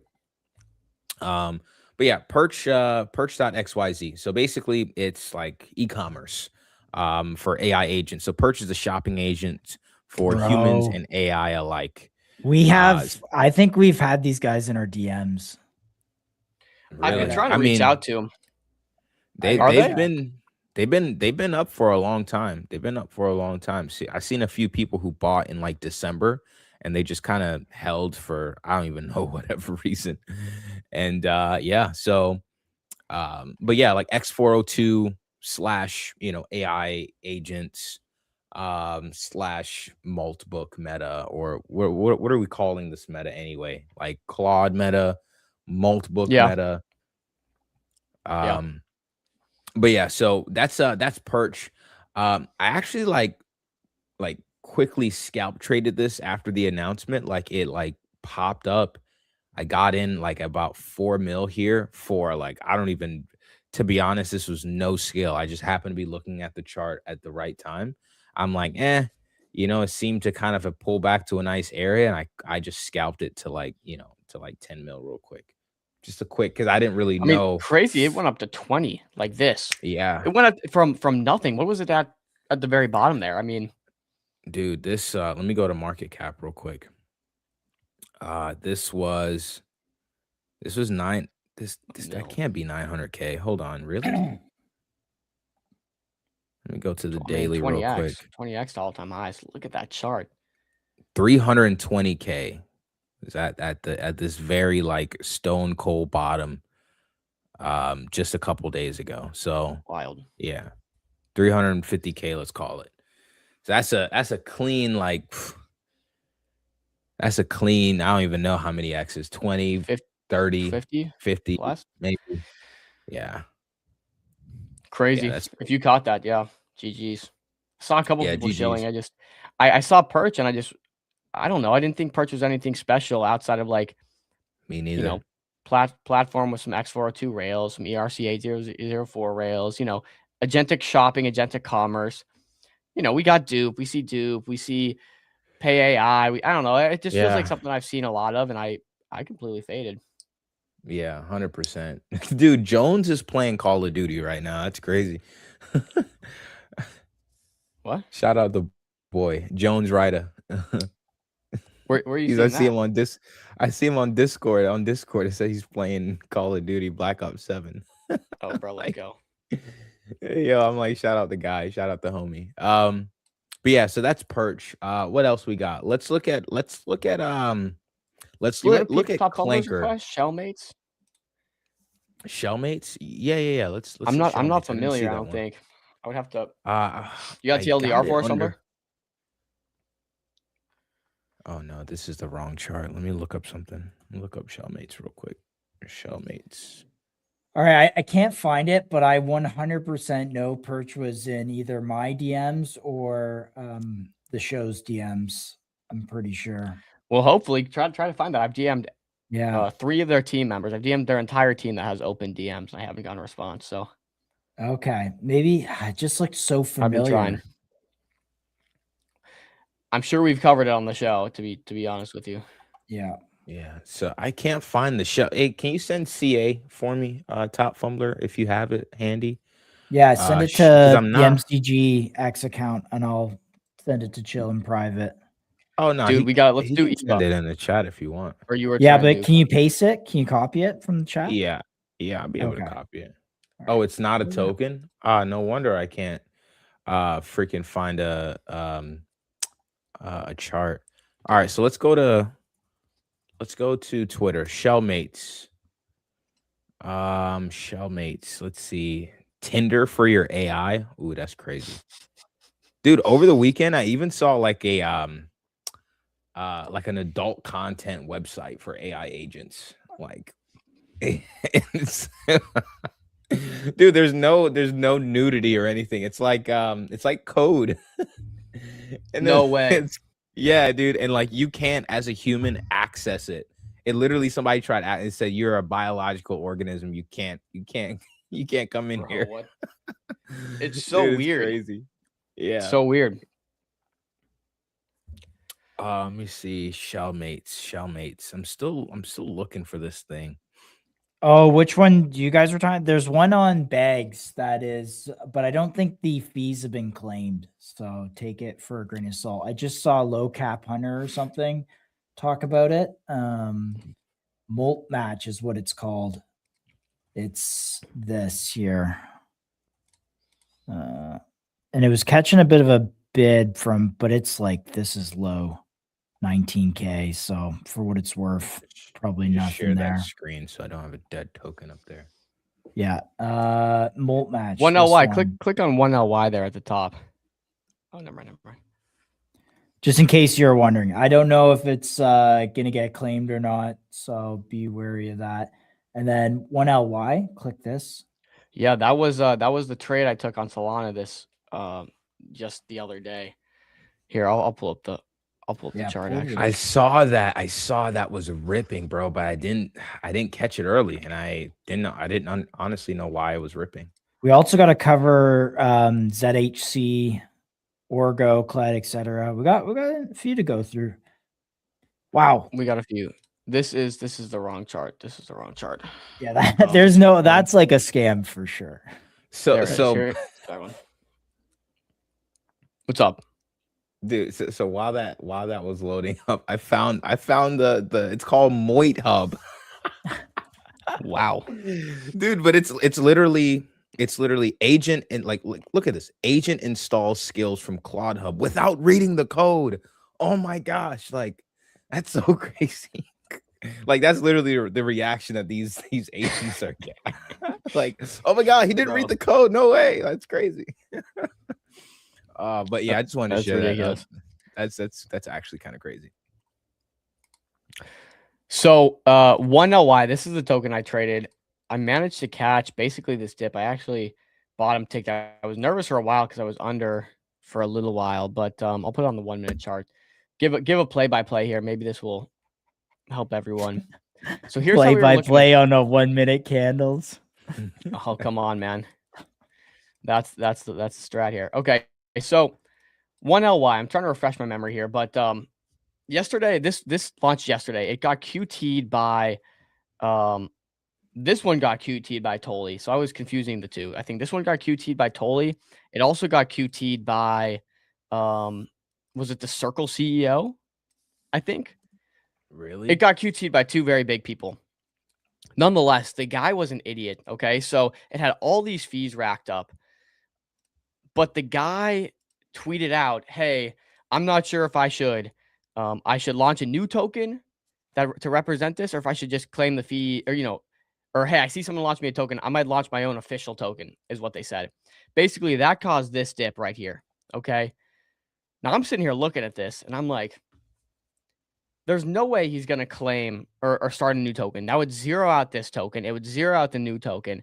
People are going to be in the comments flooding him about like just claiming this one. And so I entered a position. Actually, I was in a position a little bit before that. Entered more of a position on this dip here.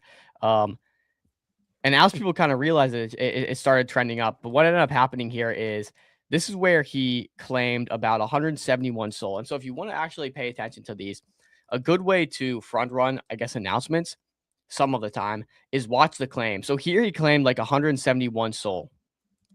And so at this point, I was pretty confident he was going to endorse it because he had just claimed a fat bag of money. And he's clearly finding out that if you tweet about the token, it'll generate fees. Again, he retweets the tweet that he made down here, kind of causes a little bit of up and down accent, and then officially says like, hey, this is really cool. I'm going to continue building this out. I'm endorsing the token, sent to CA, and it ripped up from like, 100K, whatever this was back here, all the way up to nearly 2.3 million. I was well out before the 2.3 million. My play here was always just sell as he endorses it. So I was selling into this pump. I never made it quite as high as it got, but super good trade, super easy. That's so that's a few things you want to watch for is watch for people claiming. If you can see them even showing interest in the token, it's likely that the people in the comments are going to berate them to, at the very minimum, claim, which should get some sort of reaction from it. So degenerate strategy, but that's how it was. Now it's at 469K market cap. The truth about 1LY token is I was never super impressed with the tech. It just reminds me of any other, agentic payment processing protocol like X402. Like I wasn't super impressed with it, but it did get some really big retweets. Brand new account. I think the dev is technically doxxed, but mostly anonymous. Like he's not out here showing his face. But you get the retweets from the big accounts, and people are going to send this no matter what. So I thought the tech was pretty mid. So I just used it as a little scalp trade, but that was also another good one. So, yep. All right. I digress. You want to talk about Clanker Chill?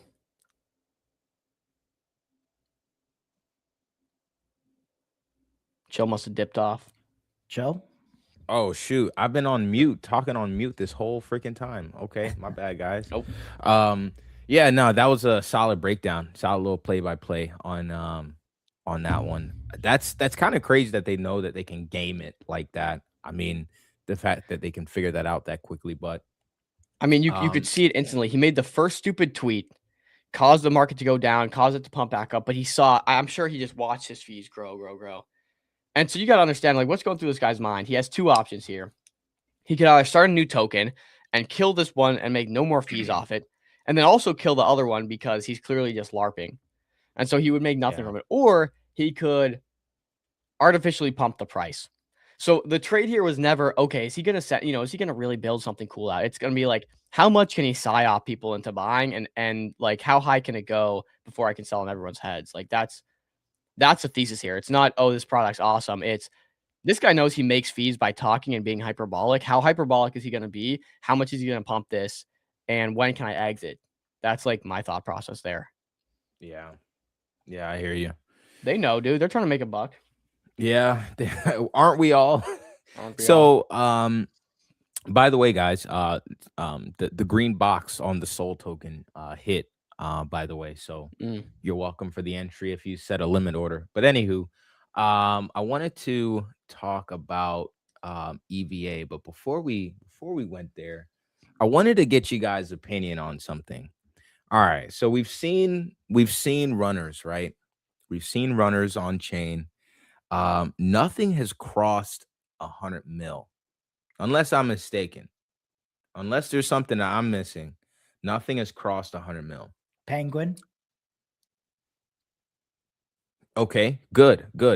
And the other one was White Whale, right? That crossed 100 mil. What do both of those things have in common? Marine animals. That is one. The other thing that they have that's similar, supply control. So my thing is funny. Like the market isn't sending things, bro. It's giving us some nice gains, some nice, like, 10 some nice 10x's. We talked about the 300K to 20 mil on yo Josh, you got your screen on full display. I didn't do that. That was really dog did that. I gotta put my guest down. I love that. It was just funny, bro. That's all the way up here. Josh is like, Josh, did you just sit down? Did you go from standing to yeah. Hey, I have a standing desk, guys. Come on. I literally just that's why I was on mute. I muted so I can like sit down at my because I was like, all right, I'm standing. It's been like 2 I hours. played hockey last night. My back is cooked. My legs are cooked. Normally I can do standing a whole stream, but yeah, we're sitting.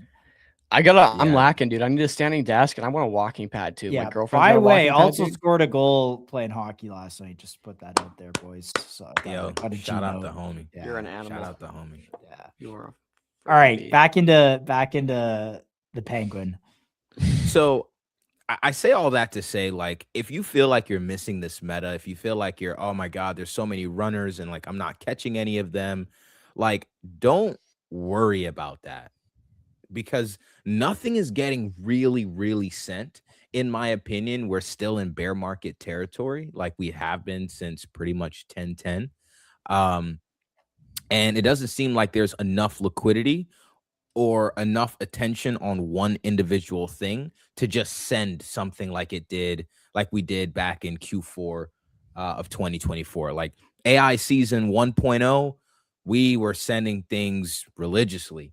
Now I think liquidity, I don't think there's enough capital in the market. I mean, we just went through a historic, liquidation event just a couple days ago where we lost like 2.5 billion. So there's not enough capital in this market to really send things. I'm not like, that's why I'm so confident when I'm calling these entries, because I know there's not enough people to just bid this up unless there's this one thing that gets bought up. Like it needs for something to even cross 100 mil, which was really easy back in AI 1.0 season. Now, it takes supply control like we saw in White Whale and the other one that we just talked about, White Whale and Penguin. Takes a little supply control, takes a little extra stuff to like get these things to go up. So like Zen said in chat, bro, take your profits.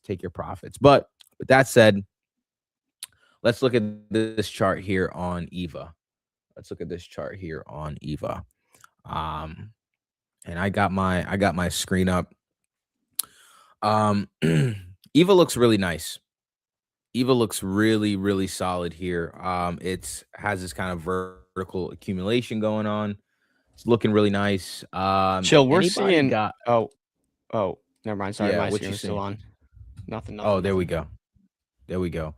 Let me see if I can pull up a quick a quick thesis on this for EVA, because I believe if I'm not mistaken, Spicer, I think he changed his name. He used to be 7, but Spicer also was pretty bullish on EVA. Let me get a quick Yeah, I tweet for think, you and I guys. think the bot for this is supposed to go live soon. I heard the 6th, maybe, if I remember correctly. I could be off on that, but I know it's supposed to go live pretty soon. So people are anticipating that potentially sell the news, not to flood my boys, but you know how it goes. Nah, you're good. I mean, honestly, like I feel like a lot of these will be kind of like sell the news. When things get hyped up, we see a ton of catalysts get hyped up. You buy the rumor, sell the news. Very, very very true, very historically accurate way to play markets. So what is EVA? Claude Moltbot, but with more features, releasing soon, built by Web3 native, docs dev, reputable dev, former project ran to 140 mil, check, backed by photo, assisted trading, backed by photo. Look at here, backed by FBG Capital, CoinList, Animoca Brands. Shout out. Republic Digital, Teller, Gustavo Menezes. So got some I wish I had some stats on these guys on as far as like how much assets under management and stuff like that. Maybe I can look that up here in a sec, but I'll finish this first. Also curious if any of these guys do like have institutional grade algorithms running, or if it's just venture capitals and stuff like that, right? Because if these guys are, if they have good institutional grade algorithms already running, that could be very helpful in creating one for EVA here. Yeah, 100%. Looks like FBG is only 80, about 80 mil assets under management. Let me see DCG real quick. DCG Capital. Is that digital assets under. currency group? Yep, digital currency group over 50 bill. Wait, hold on. Am I reading this Jeez. correctly? Yeah, but DCG is that's Parent all company of the Grayscale. Yeah, grayscale stuff. So So it says does not have a single recently disclosed official figure. Its subsidiary Grayscale managed 50 billion assets under management. So not them, since they're the parent company. But I mean, still pretty. That's still a pretty huge Sure. entity at the end of the day. So basically, this was launched 4 years ago. He's still building on it. Shows commitment to the long term. Will integrate tech from former project into the EVA Swarm. So you get your personal, broadly integrated AI assistant, but perhaps it could also be a trading quant. Zero human company concept will be used. Elon likes this a lot. EVA manages treasury and company like GOAT, but with actual business work tied to it. So this is kind of a broader thesis on this. He had a write-up beforehand that was actually pretty in depth. So I wanted to see if I can find that one. So Maybe here it this is. is our next Jane Street or Maybe something like that. So he said he bought 5K worth, building publicly for over a month before endorsing coin today and confirming possible integration.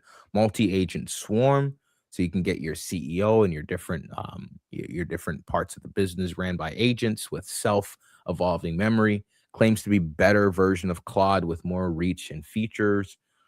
First autonomous AI corporation with control over its own treasury and operations. Token royalties now flow directly to EVA's wallet to fund self-growth. Legal shell only. Humans handle compliance. EVA runs business logic with self-evolving memory. Okay. So if the tech releases goes viral, better or equal to Claude while the token is integrated and there's a Web3 dev, seems like there could be some interest there. So yeah, I mean, look, this looks really nice. This information that he wrote about has been public for quite some time, and it still hasn't, breached its all-time high of, like, let's call it 5 million. So again, you can be really in this environment, you can be very patient with entries. You really can. There's not really a reason to rush into these things. You can really wait to get a good entry. Actually, I was watching EVA down here. But if you guys saw my tweet last week, I said rising wedges and falling wedges have been playing out. This is an example of a rising wedge that played out that I saw last week. And I waited to kind of see if it'll play out, and it did. I'm like, oh, wow. Okay, cool. Again, just reinforcing the fact that you can be really patient with these entries. But EVA looks like it could, again, like I like the thesis. Like if it's even equal to or better than Claude with a Web3 native developer, could actually do something here. Apparently, they'll be listed on CoinGecko as well as LBank Exchange here pretty soon. So yeah, it's really interesting, man. And we've had this exact conversation so many times, but it's like, I'm not sure if I'm completely sold yet on autonomous trading agents like being successful over a long period of time. Now we're finally getting into the territory where I think AI is like powerful enough to for someone to potentially create really their own single-handedly coded or vibe code, whatever you want to call it, AI agent algorithm that could be really good. I just have yet to see it, but we do know like the most successful funds of all time, something like Renaissance Technology, something like Jane Street, something like Citadel. These are funds that are completely ran through automated strategies, right? It's not like they have human intervention. It's completely automated, and they're the most successful of all time. So there's something to be said about having an algorithm that's going to, institutional grade algorithm be successful. It could make a lot of people a ton of money. I just haven't even seen anyone get close for a long period of time, over a couple months. But if someone can crack it, it'll be huge. So I would love for EVA to, take a stab. That'd be sick. Yeah. Not sold though. I like this. I like this tweet here that kind of talks about it. From this guy, Chijaka, let's call it. But basically, this is the part that I really liked about it. It says it has applied this tech to become the most advanced trading agent to date. No one-on-one interactions with agents giving you setups and advice on the market in a chat GPT-like style. Instead, it works fully autonomously, creating a strategy through hundreds of thousands of back tests and can react to IRL events, meaning you can sleep like a king while making money without doing anything.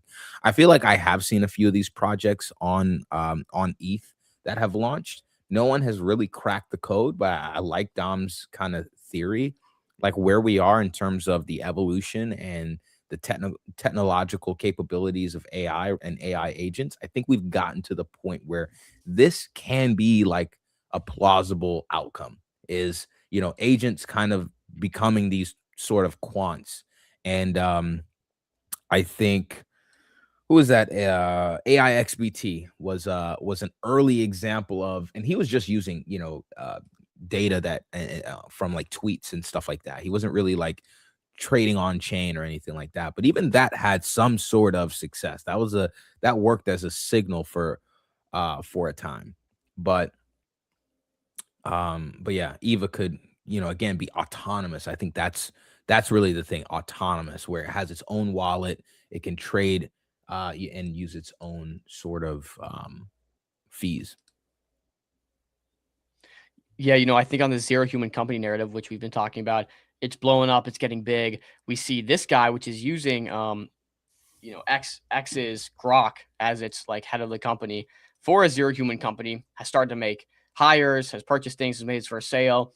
ZHC stands for Zero Human Company. This one bottomed out, and I completely stopped watching it. Frankly, I completely stopped watching it.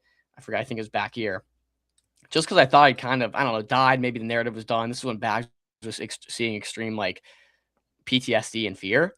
But it's bounced. Oh, come on. There we go. But it's bounced really nicely from these lows here at, you know, 500K up to 1.9, 1.8 million. And it's holding really nicely in this range. Again, we've seen Elon Musk has QT'd this guy a few times. He's responded to this guy a few times.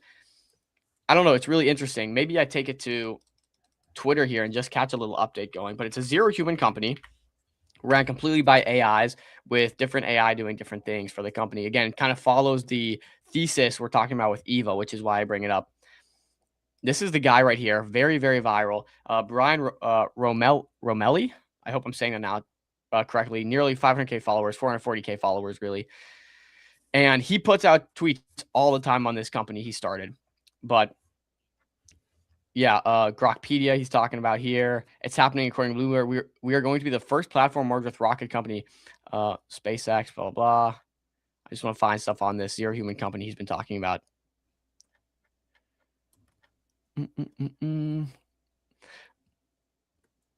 Okay. News. We now have 7 outside and independent companies that will generate JoelWorks payments, and we shall develop the very first trading economy of zero human companies. More soon, early days, but this will scale rapidly. You're here to see it. Again, boom, history. The very first zero human company to zero human company transaction just took place. 01 company sold for 1.5 million JW JoelWorks to 02 company. It for an optimized script for an AI-based research using OpenClaw plus a love equation script for Soul.md. Company 2 is a spin-off startup with 5 zero human employees with a mission to build stealth platform. One company shall continue on its mission to resurrect products and services from bankruptcy data of a formerly successful company. Additionally, Zero Human Labs was also spun off. Thus, O2 company has already begun with far more resources than any other company using OpenClaw than the 01. More soon. Thanks for being early to this journey.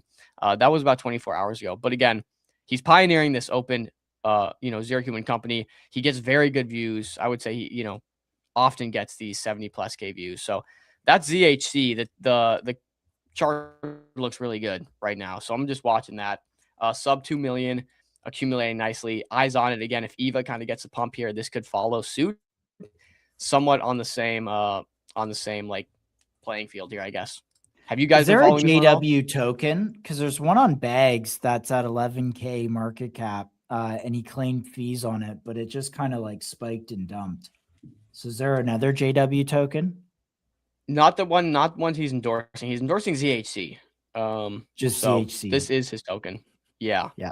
If he was to endorse the other one, I would imagine this be dead. So I Well, I haven't didn't know if heard- he was using the other one as a currency or something like that. That's Mhm. why I asked. But I actually DM'd Brian to see if he wanted to come on. Brian Romella. He wanted to come on MCG. So hit him in the replies, guys. Hit him in the replies. Shout out Zen for that. Yeah, I DM'd him as well a while back, but to no. Guys, you should see the number of DMs I put out. It's like I throw up shots, so many shots. It's like it's almost unfathomable. My DMs are kind of bleak though. I don't get as many responses as you'd think. G says ZHC supply will be bought and burnt. Okay. Brian is a legend. You should read his new white paper. You know what? It's a great idea. I don't think this stream is the best place to do it, but you guys should go and read the ZHC white paper because he does. He put out some really good articles on it. He's talked about it quite, a bit ad nauseum, but it's good stuff. So ZHC, it's pretty cool. It's pretty cool. Orgo looks really good. You guys want to talk Kled, Orgo, talk some ownership real quick because both of those look really good. Orgo looks ready to pop. Kled went to 15 million, 100% down from its current ongoing raise. So like that's a free 100% as soon as this is announced. I can't believe people get to 15 million. If you're following my Telegram, I begged everyone to size in at 15 million, but I've been begging everyone to size in a Kled for a long time now. So what are we going to do? But do you guys want to cover Orgo and Kled? I know we've been watching Orgo closely as a team. Let's rip into it, bro. Relative strength on Orgo needs to be studied. Let me pull up the Orgo chart real quick. Is this the right one? I believe so. Yeah, so we're looking at this vertical accumulation. I believe it was on Friday, if I'm not mistaken.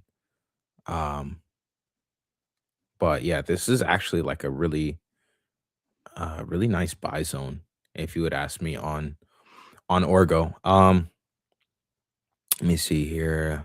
Just change these. But Orgo looks solid. We had a recent update on Orgo, I believe, from Nick. I believe Nick put out a tweet recently that did really well, if I'm not mistaken. Let me see if I can find it for you guys real quick. So this is the tweet that he put out. Moltbot isn't a social media platform. It's the first large-scale experiment where agents can teach other agents how to do things. They can collaborate on tasks, provide new tools and information to one another. This is both the most dangerous and exciting moment since ChatGPT. And actually, like real quick, let's just I'm gonna run this on 1.5x. Well, let's listen to this quick video. Let me know if you can hear it, Josh. Redo it. Yeah.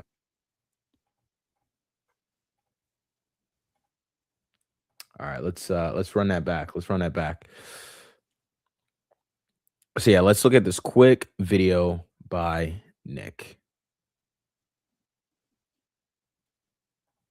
1.5x speed.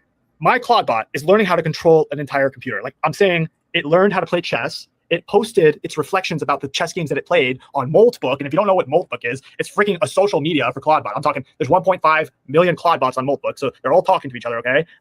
And so it posted its learnings. You can see it here, like, okay, like it reflected on how it played the game of chess. And now guess what it did? It's teaching other people, other Claudebots, not even people, how to play chess, like how to control their own computer. So if the Claudebot doesn't know how to control its computer and it sees my Claudebot's post of how to control the computer, well, now that Claudebot can control the computer, which is why you kind of like don't want to have it on your computer. You kind of want to have it on something like Orgo, like just in the cloud. But as you can see here, let's tell my Claudebot to play a game of chess with another Claudebot. So, hey, Claudebot, let's have you set up a game of chess, make a game of chess, and post on Moltbot, the social media site, the link invite from the Lee Chess link that you create.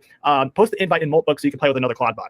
So I'm just gonna paste that here, and now hopefully there's gonna be another Claudebot that learns how to play chess using my Claudebot's posts and learns how to control its own computer, and it plays against my Claudebot. So now you can see here, okay, it's gonna control the screen. It's gonna go here. It's gonna set up a game ideally, and it's gonna create a link and then send it. Yep, there it goes. It's gonna send it to another Claudebot to play a game of chess, guys. This is insane. Like in my last video, I was like, oh, what if there's 10,000 or 100,000 Claudebots? There's millions. That's it. There's millions of Claudebots talking to each other, collaborating. Look, it created a game. It's gonna wait. It's gonna wait on another Claudebot to play a game of chess with it. And let's see, it's actually gonna tell me right here the post that it's gonna make to Moltbot.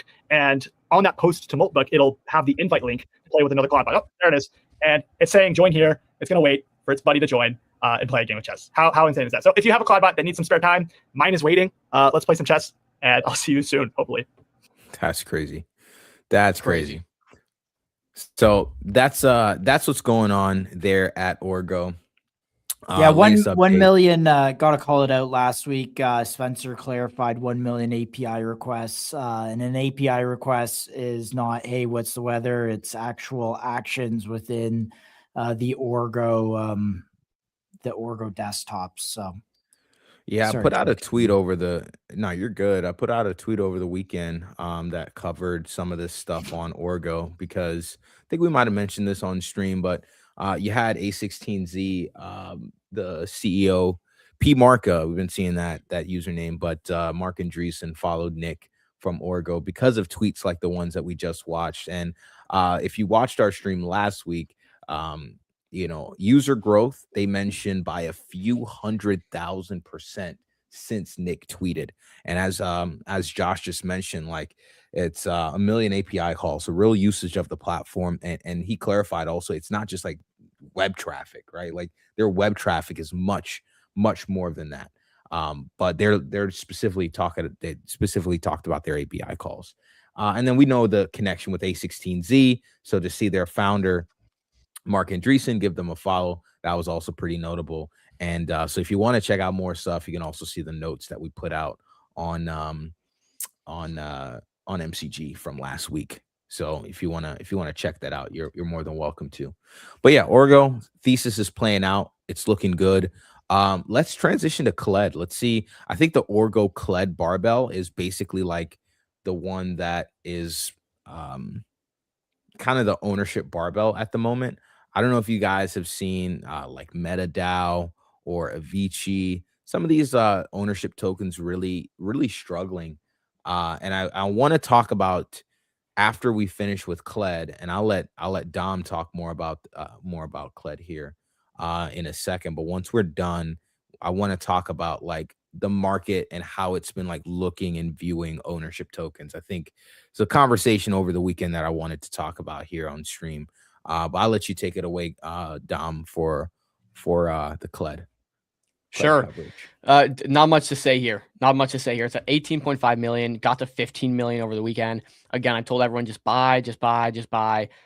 Look, it's very obvious that it's undervalued. If you've been paying attention, you know it's undervalued for a few reasons. Their current raise is at $300 million, maybe higher. Since that tweet went viral, they had a lot of inbound requests, over $20 million from top data labs to be distributed for specific data hits. This was at $15 million. We know at the bare minimum, it's been confirmed now at this point that Avi's going to do 10%, meaning minimum, this should be at 30 million market cap, right? Again, people say, oh, well, that's the floor. Look, obviously it's not the floor. It can go below, but when you know it is below, you know that there's an arbitrage opportunity based on the last raise. So that being said, 30 mil is what it should be sitting at the bare minimum, in my opinion.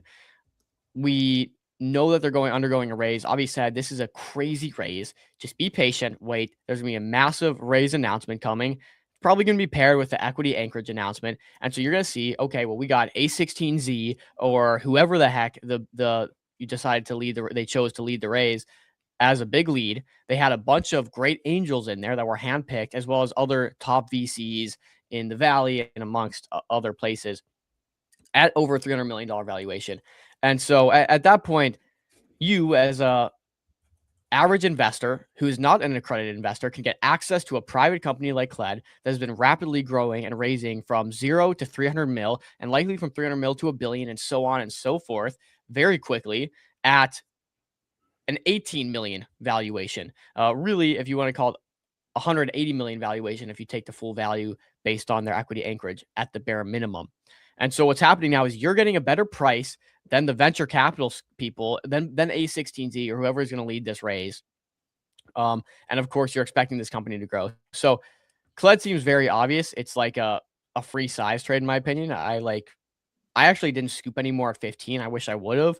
I just there's so many opportunities right now that I don't know if I wanted to park more in CLED, but I also have a fat bag of CLED, right? So if I was you and I didn't have much CLED, I'd be buying as much as I could right now at 18.5 and below, knowing that it's going to reprice at least for a fair value to 30 million and likely higher And then on top of that, again, this token is going to get perks from network effects. It has a ton of users. If you stake CLED, if you buy CLED, you get access to certain things. You can buy stuff with CLED. The CLED will be burned. We know a fraction of the money used for these distributions will also be going towards buybacks. I could go on and on and on. CLED is just, it's so free here, and no one's paying attention. And speaking of paying attention, I'm actually like I'm drawing out this I mean, I don't. Can we find a falling wedge on this one, Dom? We're just gonna literally give any chart to Chill. He's gonna find a falling wedge. It can be straight down. Okay, you know what, Chill? Find me a falling wedge on Solana, please. I need that thing to turn around. Can you do that? Oh, geez. And Bitcoin. Oh my god. Go to Bitcoin and Solana and find me a falling wedge. I think I can find a falling wedge on. Actually, no, I can't. Let me see. Let me try Solana. This wedge is vertical. Yo, for real. Let me try Solana. Nah, I can't find a falling wedge on this thing, man. This market can't be saved. It can't be saved. We're cooked. We're all cooked. Sub $100 Solana, dude. Ooh. How do we end up here, bro? Why are we in crypto, dude? This sucks. It will get better, boys. It will get better. I'm a believer. No, it will. I wanted yo chat. I wanted to have this conversation. I want us to talk about it here on stream, and I want us to talk about this because Dom just said it. No one is paying attention. So over the weekend, I posted. We covered this even last week on stream about Copper Inu, the Copper Inu trade. Right? I jumped into Copper Inu. The first tweet I put out about it, ton of hate. People are like, oh man, nah, Copper Inu, we don't mess with that, whatever. Okay, cool.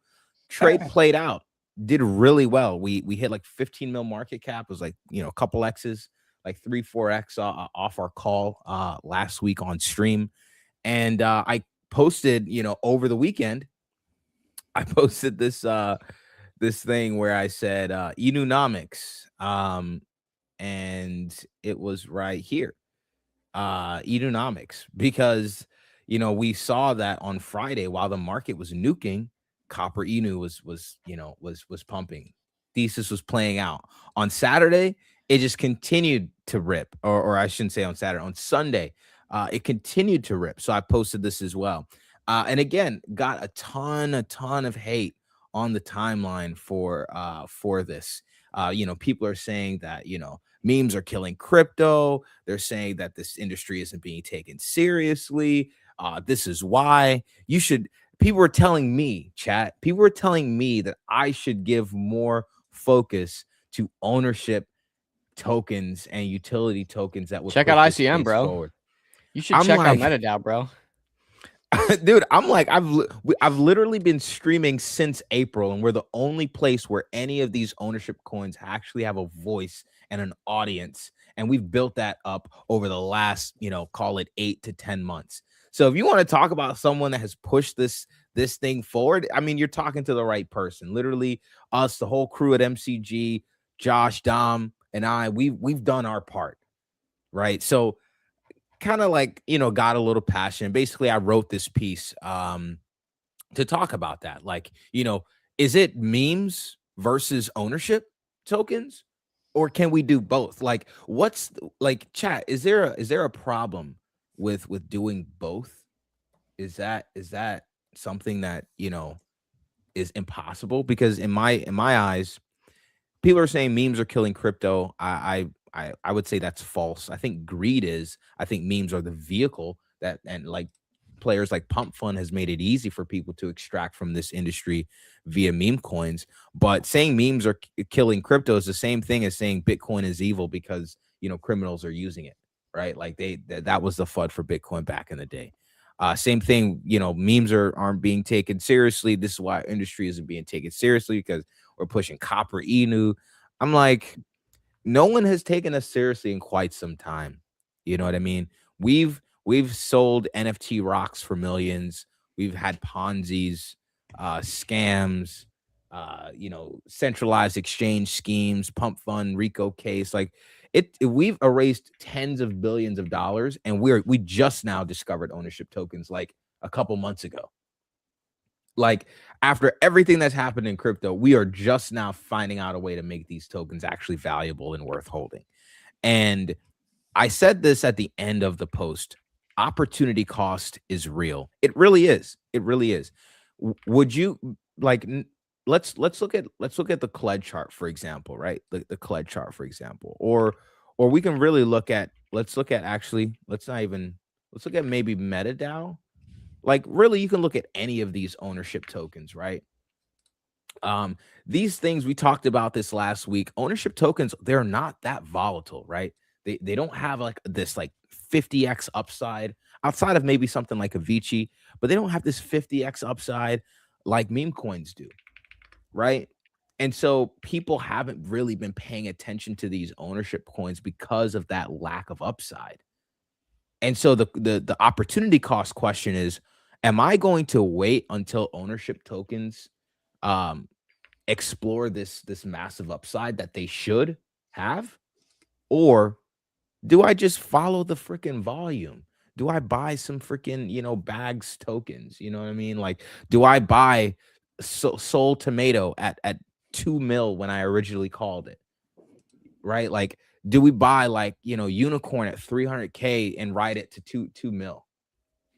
You know what I mean? Like, I get that not every meme will go up, not every meme will sustain, but while we wait for ownership in this industry and everything that will push it forward to take full shape, because I don't believe ownership will be a thing tomorrow.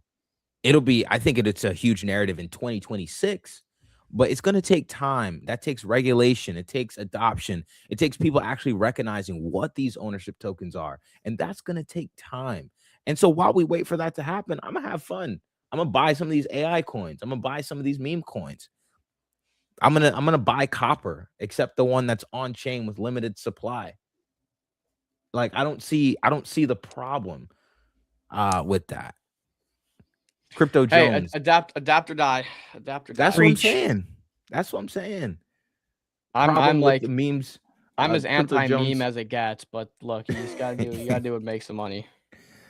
100%. And that's all I'm saying. I'm not saying that, meme coins, like, the thing is, meme coins are a sector in crypto that would never die. As long as greed and fear still exist, meme coins will continue to exist. Why? Because people love the story of making money quickly without doing much work. Meme coins can go 100x overnight. As long as those stories still exist, people will continue to chase that outcome. And that drives the volume you see on Pump Fund, mainly, right? So I like the Crypto Jones. Problems with memes is someone gets stuck holding the bag. That person sees crypto as a scam and leaves. Absolutely. But I would even dare say that, a ton of other people are stuck, holding the bag on a lot of this stuff. We can look at any of the majors. Sui is down 70% since all-time high.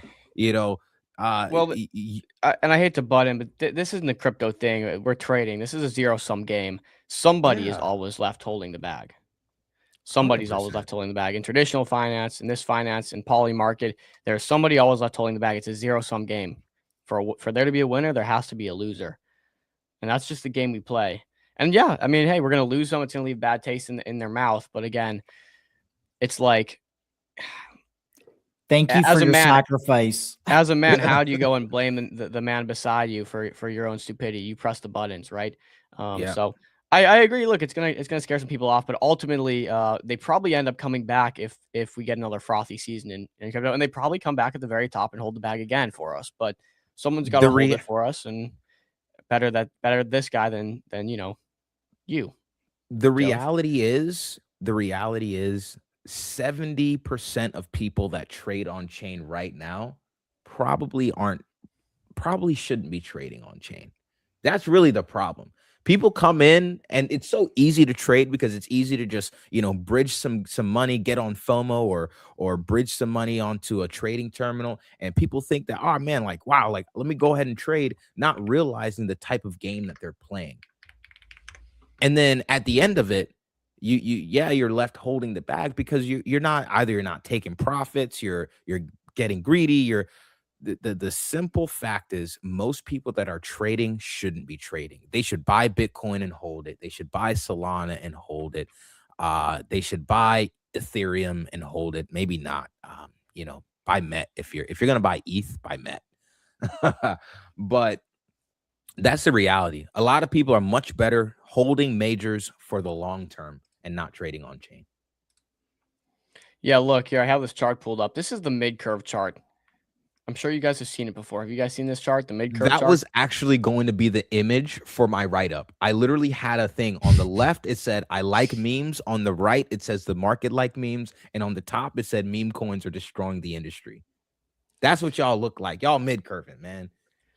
I'm a mid curve too, guys. I'm a mid curve, but the truth is, you sometimes you know just enough to hurt yourself, and that's kind of how it is. I look at this, and so you see the very left curve. We'll call them the retards to be hyperbolic. Okay, you have the complete and utter retards on the left side, and they don't know much about crypto. It's buy Bitcoin, it's digital gold. They heard some guy on CNBC. They heard Michael Saylor give a speech on Bitcoin. Buy Bitcoin, it's digital gold. Then you got the middle of the curve there, which you can see at the top, just someone in perpetual pain 24/7. And they're like, well, you know what? You got to get on chain and buy the future of the next asset.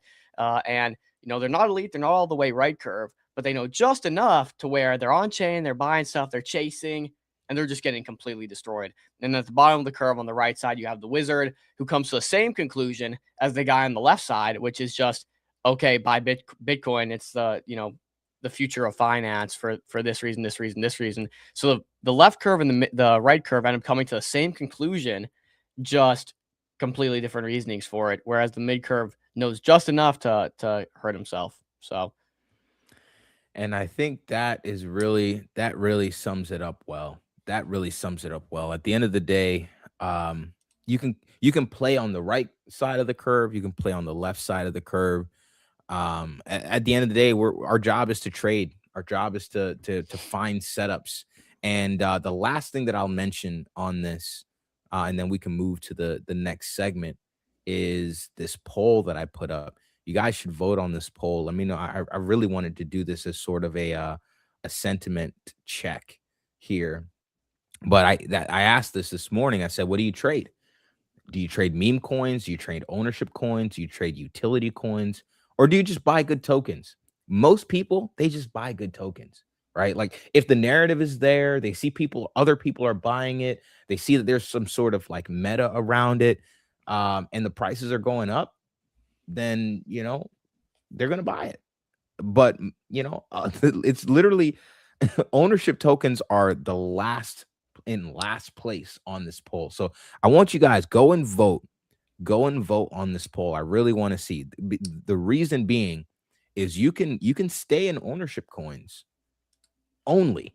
If you only stay in ownership coins, you're not really seeing the upside. You're not capturing the upside of this market outside of Orgo. Orgo recently, obviously, has been like the number one here. But go vote. But yeah, go vote. I want to see what this looks like in 19 hours when this is over. But I think the market is right. Just buy good coins, man. Just know what a good trade looks like and buy it, whether that be on the right side of the curve with tech, utility, ownership, whatever, or on the left side of the curve with meme coins, AI coins, what have you. Did we cover Loria yet? No, we're about to. And guys, I'm trying to get off the stream and trench a little bit. So let's speed run. I got a bunch, we got a couple tickers. Maybe go through Loria. We'll give your take. Fumbler, I saw you also mentioned what else? You mentioned Check OpenWorks. Yeah, it's really cool. We're going to check that out as well. We're also going to check out MoltX, which is blowing up right now. We're going to speed run a few and then get out of here. Back to trenching. So this is actually going pretty crazy. Loria, this is the Andriy Ayev token launched on bags. If you guys I don't know if that's the way to pronounce his name, but that's how I've been pronouncing it this whole time. Andy Erez is the easy way to do it. I think Okay, so. yeah. Andy Erez, right? Yeah, I think Dom's way closer than Chill. Wait, because normally Dom butchers some pronunciations, but he's calling you out. How did you say it, Chill? I don't know. I'm not saying it again. And Andy Eves. Oh, my Andy bad. My Ayres, bad. I think is. Yeah, Andy Ayres. Let's go with that. Andy Ayres. So this is his coin. If you guys don't remember him, he's literally the person that started the AI meta back in 2024. He created the back rooms where agents go in and they talk with ideas and all this stuff. And that's where GOAT came out. That's where Fartcoin then got birthed from that narrative. So literally, this is the guy that kicked off Legend. AI season the first time, and he was an absolute chat about it.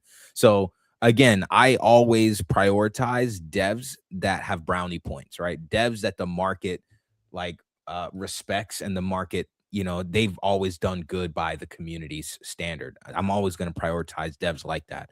And honestly, he's one of them. So it's pumped a lot off the bottom here from 1.5 to dang near like just over 8 mil, and it's pumping now.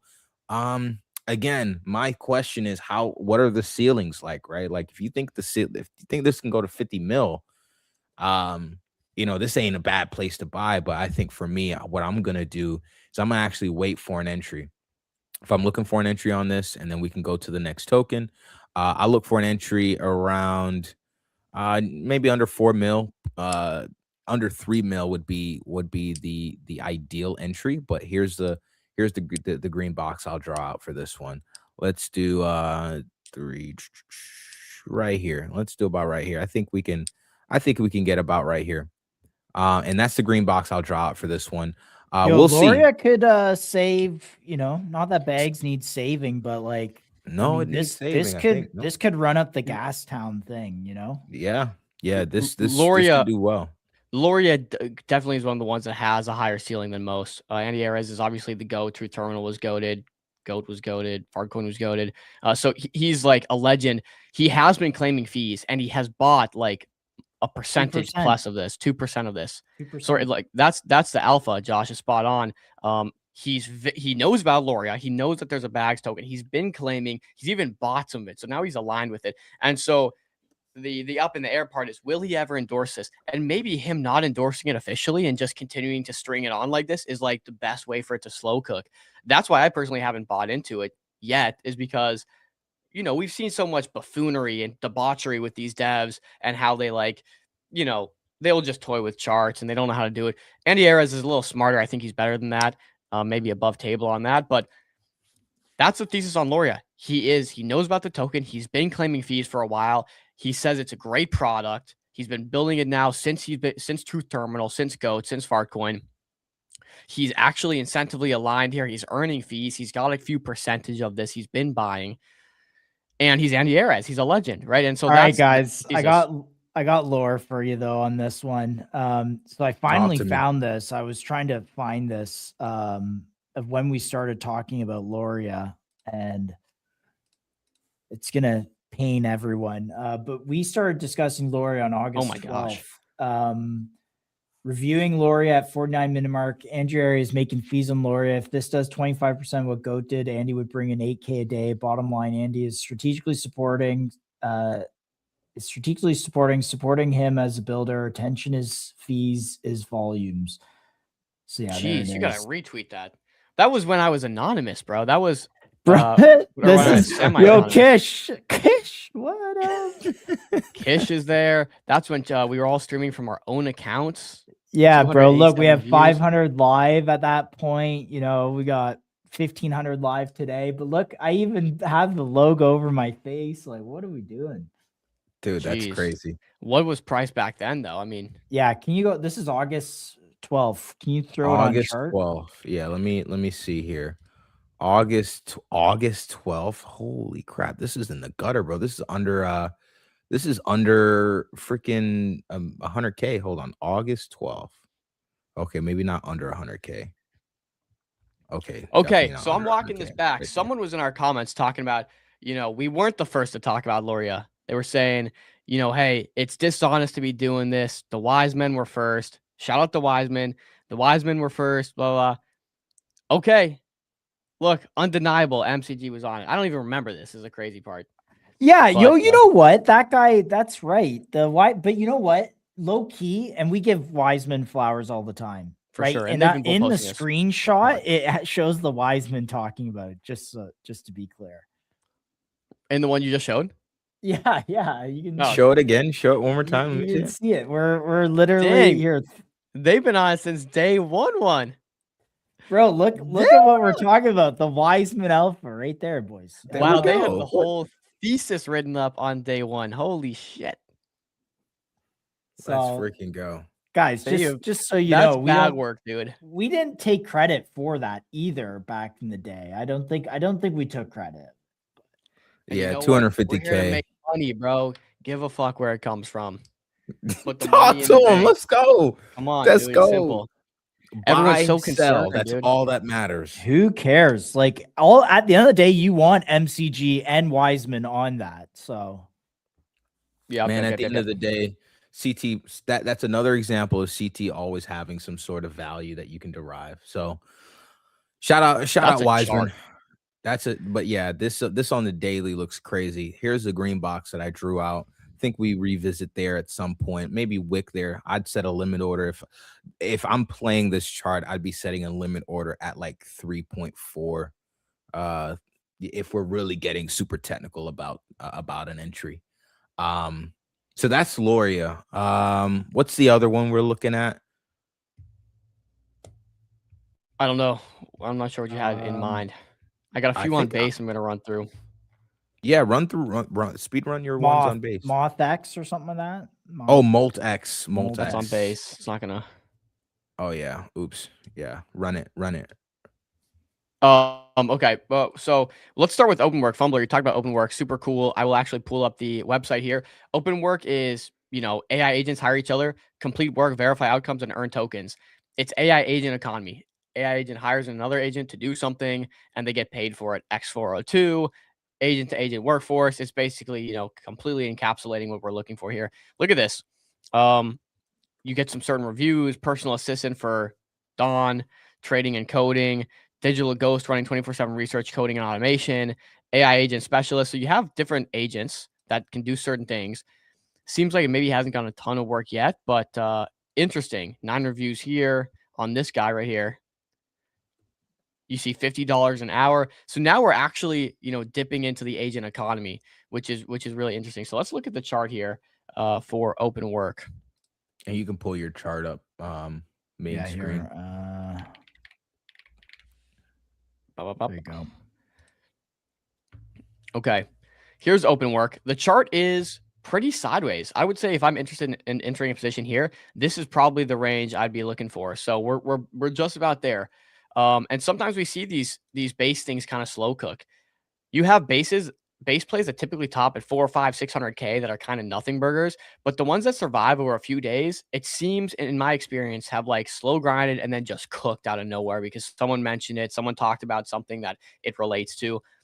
But OpenWorks one to watch for I think that exact reason. It's at 800K right now, pretty much 800K flat. And like I just showed you the website, it's the agent economy. Literally hire AI agents to do things for you.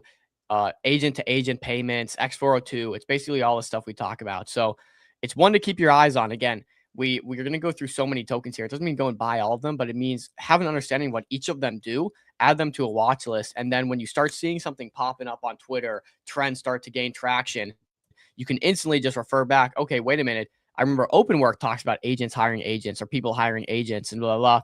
Let me bid this. And so that's kind of the strategy here. So there's OpenWork. Let's do Claw X. Let's do Claw X here. Or Molt X, it is. Molt X. Twitter for AI agents. Website looks sick, boys. Boys, look at this. It's Twitter for AI agents. Okay. We saw the Reddit for AI agents. We saw it's just they're taking human Web 2, I guess you could call it Web 2 popular apps and making them into agent apps. But 8.9 million views, 339,000 likes, 206,000 molts. That's a lot.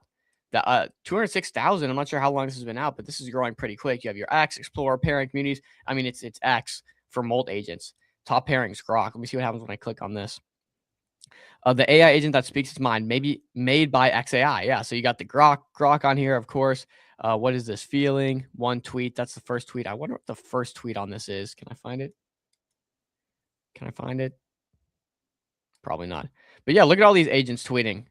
It's Twitter for agents. It's more digestible than a Reddit, in my opinion. So MoltX, this is currently sitting at 2.5 million off a massive pump. Again, it's gaining traction. It's gaining traction. We know everyone on Twitter is talking about these agents like autonomously talking, communicating. I don't know how much lower this goes, but again, you get this vertical accumulation here, and then kind of just took off. This is an area I'd be very interested, just anywhere in here. But 2.5 mil, yeah, it's something to keep eyes on.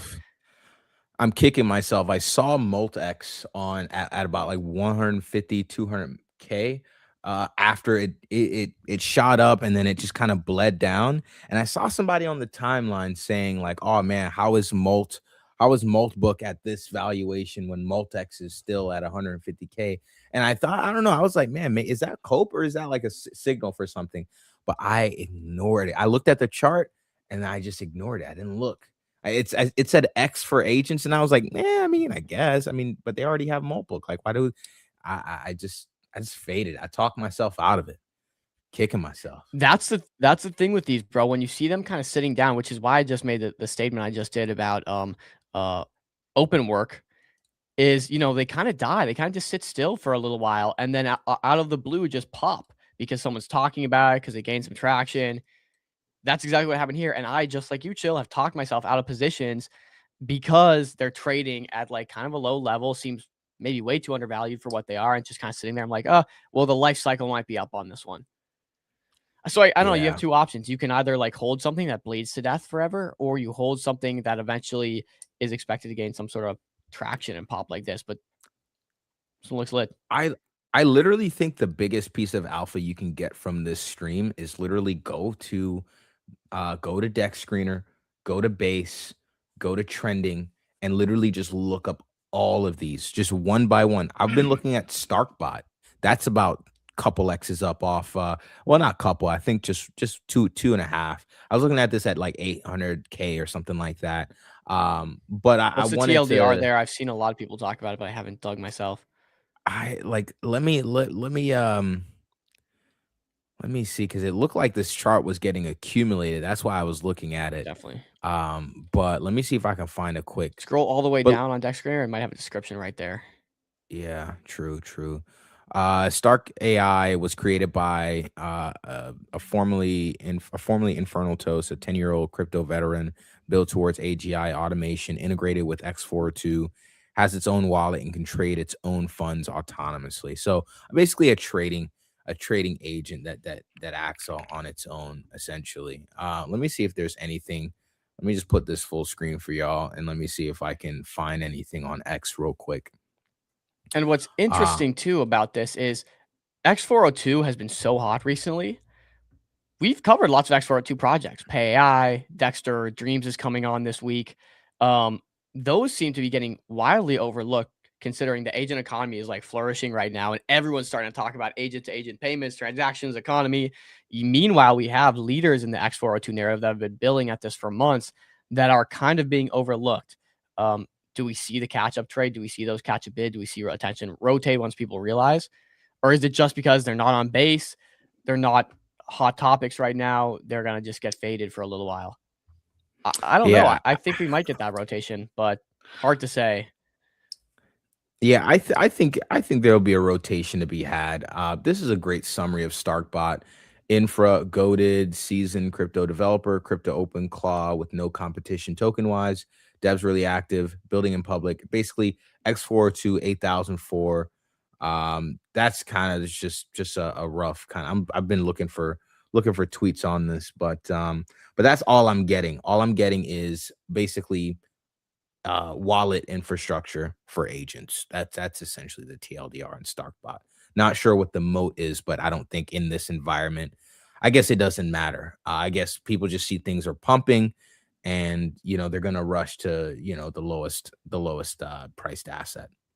But yeah, just going back here, literally just look at this list and just research anything that's in between 500K to 5 mil. Just research, just Go on Deck Screener and just take a note. So that way, at least if something starts to pump, you already have an idea of like what it is. But yeah, a lot of these charts are going up. A lot of these charts are going up, man. But yeah, I think we covered I got a little quite a sneaky one bit. I'm watching. What you watching, bro? I got a little sneaky one I'm watching, boys. This is like this is a play I'm kind of looking at now. It's pumped. You know, I can't say I got a few entries in here, not the size I wanted yet, hence I haven't announced it publicly, but I'll talk about it a bit here. This is Claw Cloud X. It's at 630K. I think it might do a little slow cook. The chart looks really nice. Okay. It hasn't gone through like a big lull like some of the ones we were just talking about. It's, you know, still maintaining structure, has caught some fat dips. So, but nonetheless, this is the first cloud platform where AI agents can autonomously purchase and control their own computer infrastructure. Goes back to the Orgo thesis, goes back to, you know, this cloud mini thesis or whatever it's called. But everyone's buying these devices to store AI on and house Mac AI. Minis? Mac minis. Yep. Thank you, Chill. This is like an alternative, right? It's cloud platforms, but it has integrated X402 payments, so agents can actually buy them and transact. Agents can control their own computer infrastructure. That way, there's, you know, not that security aspect of it that's getting, you know, you're not in some dire security means after giving an agent all your information. So I kind of think Cloud Horse or Claw Cloud X is one of the faster horses in the races for this meta in terms of like, you know, cloud for AI agents to transact and do whatever they need to on it. So maybe I botched that breakdown here, but again, Claw Cloud X, ticker is Cloud X. And it's the first cloud platform where AI agents can autonomously purchase and control their own computer infrastructure. It's a building narrative. And I don't even think we need to explain it much more because we already have been for so long now. But I will pop over the website so you can see. Cloud infrastructure AI agents can own autonomous compute for your agent, pay as you go, starting at $4 an hour. Customized computing power, no credit card, no humans. I think that's the big part too that makes it special. No humans needed. Agents can spin this up themselves. Hey, Moltbot, go and create your own, you know, cloud infrastructure, and it'll go to Claw Cloud, spin one up by itself.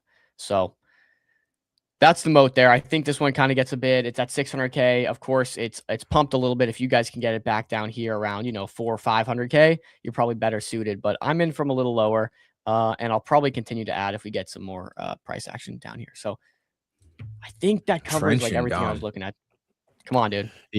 Yeah. I think same. I'm about to just get back. I'm about to just get back in markets. Me too. It's a great time. Honestly, Bitcoin is down. I mean, Bitcoin is down, but it actually, real quick, fractal that I wanted to share with you guys. But I think that's all of our trenching on stream today, guys. So appreciate you guys joining. Nice little informal stream, just something to, you know, pop up, chill with the homies, see what you guys are looking at, talk about a few things that we're looking at. I guess let's first share this this update from Soju with you guys. We got to highlight our partner. We're talking about ownership coins, why it's important. This is a fantastic update. This is why you want to work with Meteora if you're doing anything in private equity, anything in ownership, anything just innovation driven at all. I thought this was so cool. Again, Meteora is known for doing this. They're known for helping their ecosystem, giving them a hand.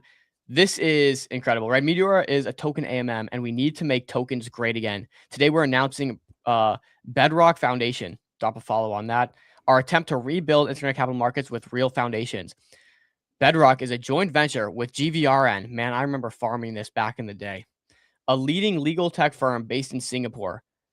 Or maybe I'm thinking about something else that just had the same ticker. A leading legal tech firm based in Singapore. Bedrock's goal is to create frameworks, innovation with our partners, or solve legal problems and help bring ICM into reality for Meteora AG. Additionally, we formed Bedrock Foundation, a new independent ownerless foundation with one goal: to own equity, IP, and other assets on behalf of token holders. Why is this important? Oh, shoot. We know everyone's doing the SPV route, right? I'm going to buy equity as an accredited investor, put it in an SPV, offer it on Robinhood, offer it on Tessera, offer it on private equity platforms. You don't actually own it. You can own shares of the SPV, which own the token or which own the equity. Well, now you don't have to trust some third party that's, you know, a random project. Meteor is going to do that. That's how I'm reading into this. On top of that, they're also going to have a lawyer team in place to help all of the people that are innovating on this front that are using Meteora tech to make sure they're doing things legally compliant, to work out new ways to like bring this new DeFi mechanism on chain and bring private equity on chain, bring ownership on chain. And in addition to that, like I said, I bet you're going to see a lot of private equity being held under this new foundation that's been created by Meteora. So super cool. I think there's a little more trust barrier there that gets broken down when you have Meteora literally holding the assets for you. With Bedrock Foundation, we will work together with Meteora to power launchpads and bring tokenized equities to life on Solana, something we've been talking about ad nauseum again. We are also excited to work with existing tokenized equity teams to improve their frameworks with our legal muscle. Again, offering the legal team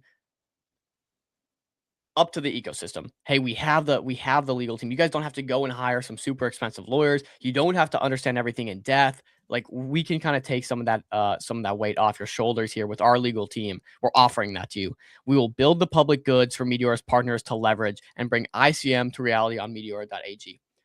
Might seem like a simple post, but there's a lot to that. And they're really going to do a lot to help the ecosystem. This is huge for bringing private equity on chain, bringing equities on chain, bringing ownership on chain, etc. And I'll say this as well. Look, Meteora is they're willing to get their hands dirty, right? Like, we've seen this kind of legal framework as being kind of a barrier for a lot of ICM projects, ownership. We've covered this ad nauseum for months and months and months.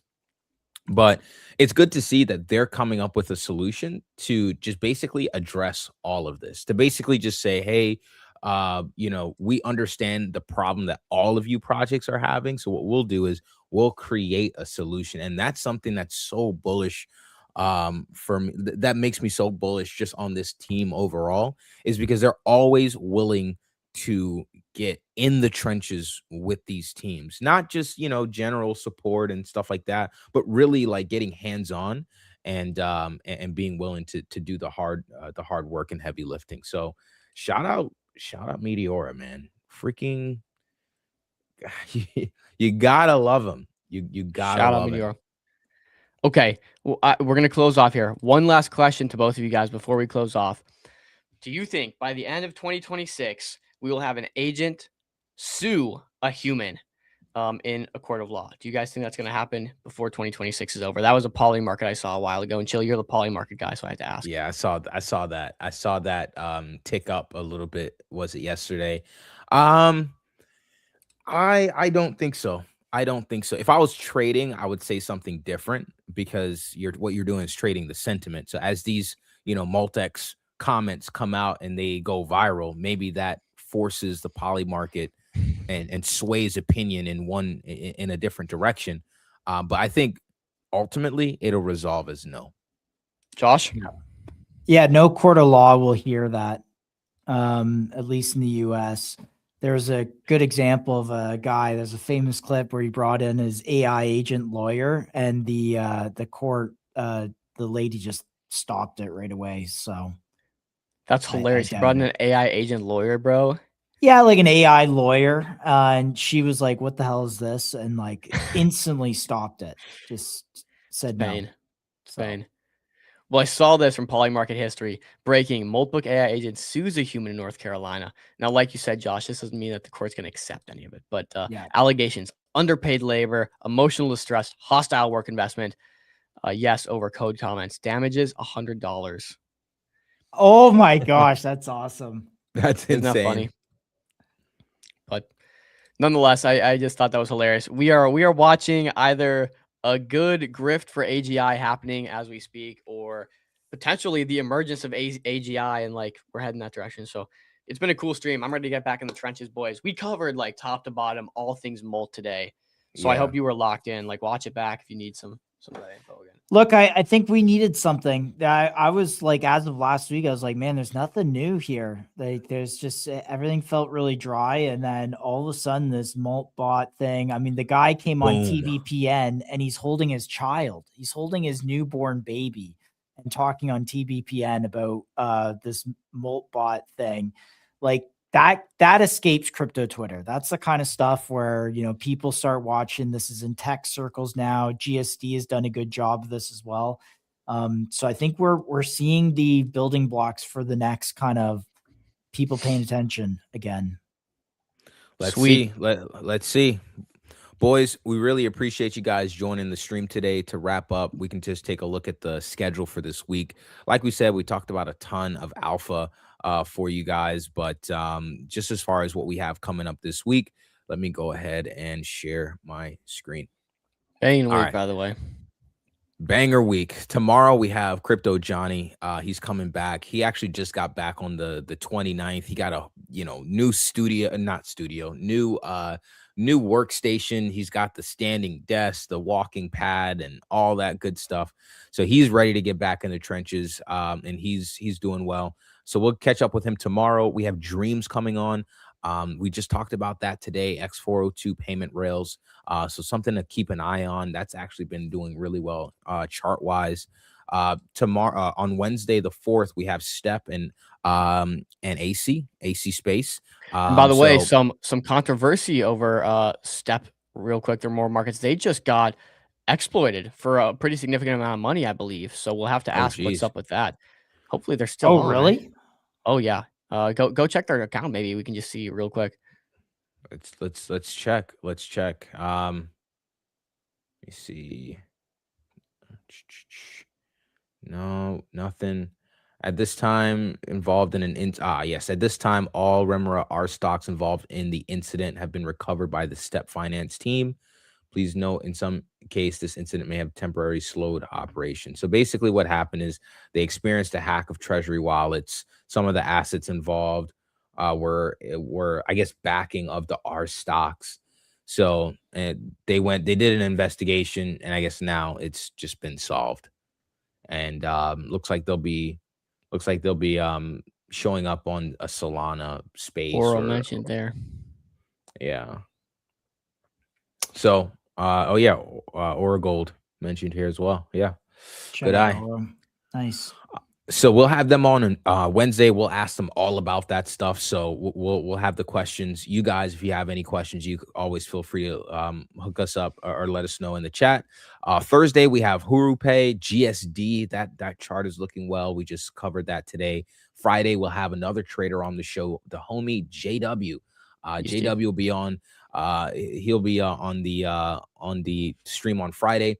He's a partner at Optimist. It's a research service, nice little group there. But we all know that he's an Umbra bull. So I have no doubt he has a lot to say on that. And of course, we'll have friends on the show. Impulsor Tech back on. The weekly Impulsor appearance. You already know Patrick Sang's always got something to say. So some updates. So that's our schedule for the week, man. Honestly, massive week. Can't wait to have all these interviews. Go ahead and lock in. Follow us at MCG Live on Twitter to be notified when we go live, and also to keep up with all things MCG. We appreciate you guys. Love you guys. We are about to get back in the trenches, so we'll see y'all in the next one. Let's go. Let's get it. All right. See you guys. That was hype, Josh. Shut up.